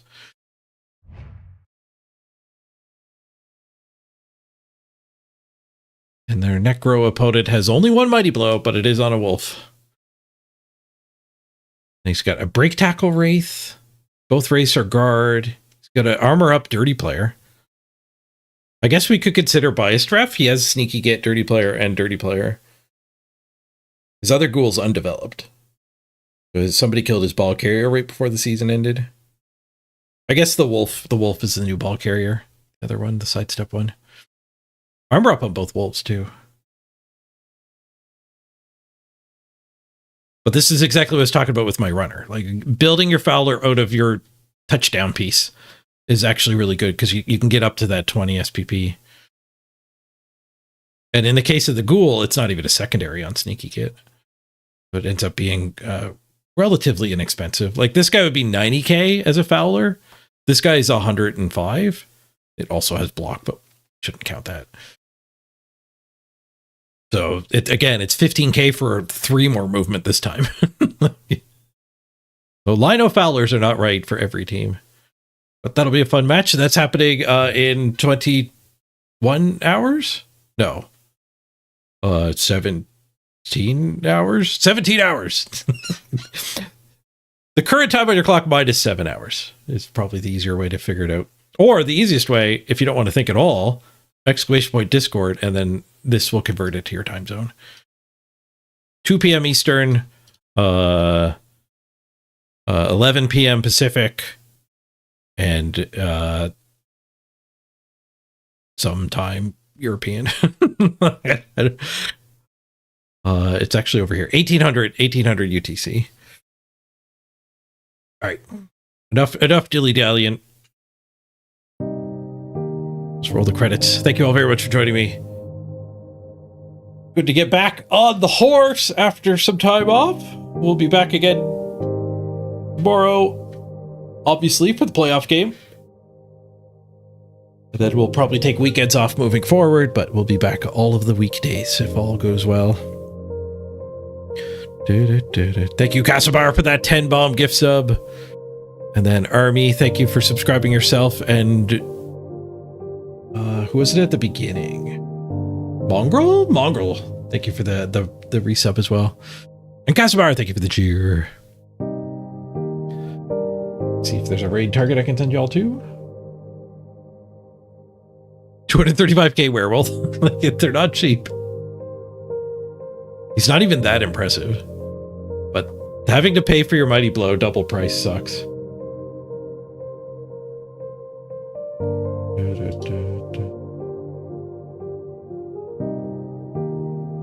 I'm gonna raid you off to Mansky. Have a great night, everyone. We'll see you tomorrow.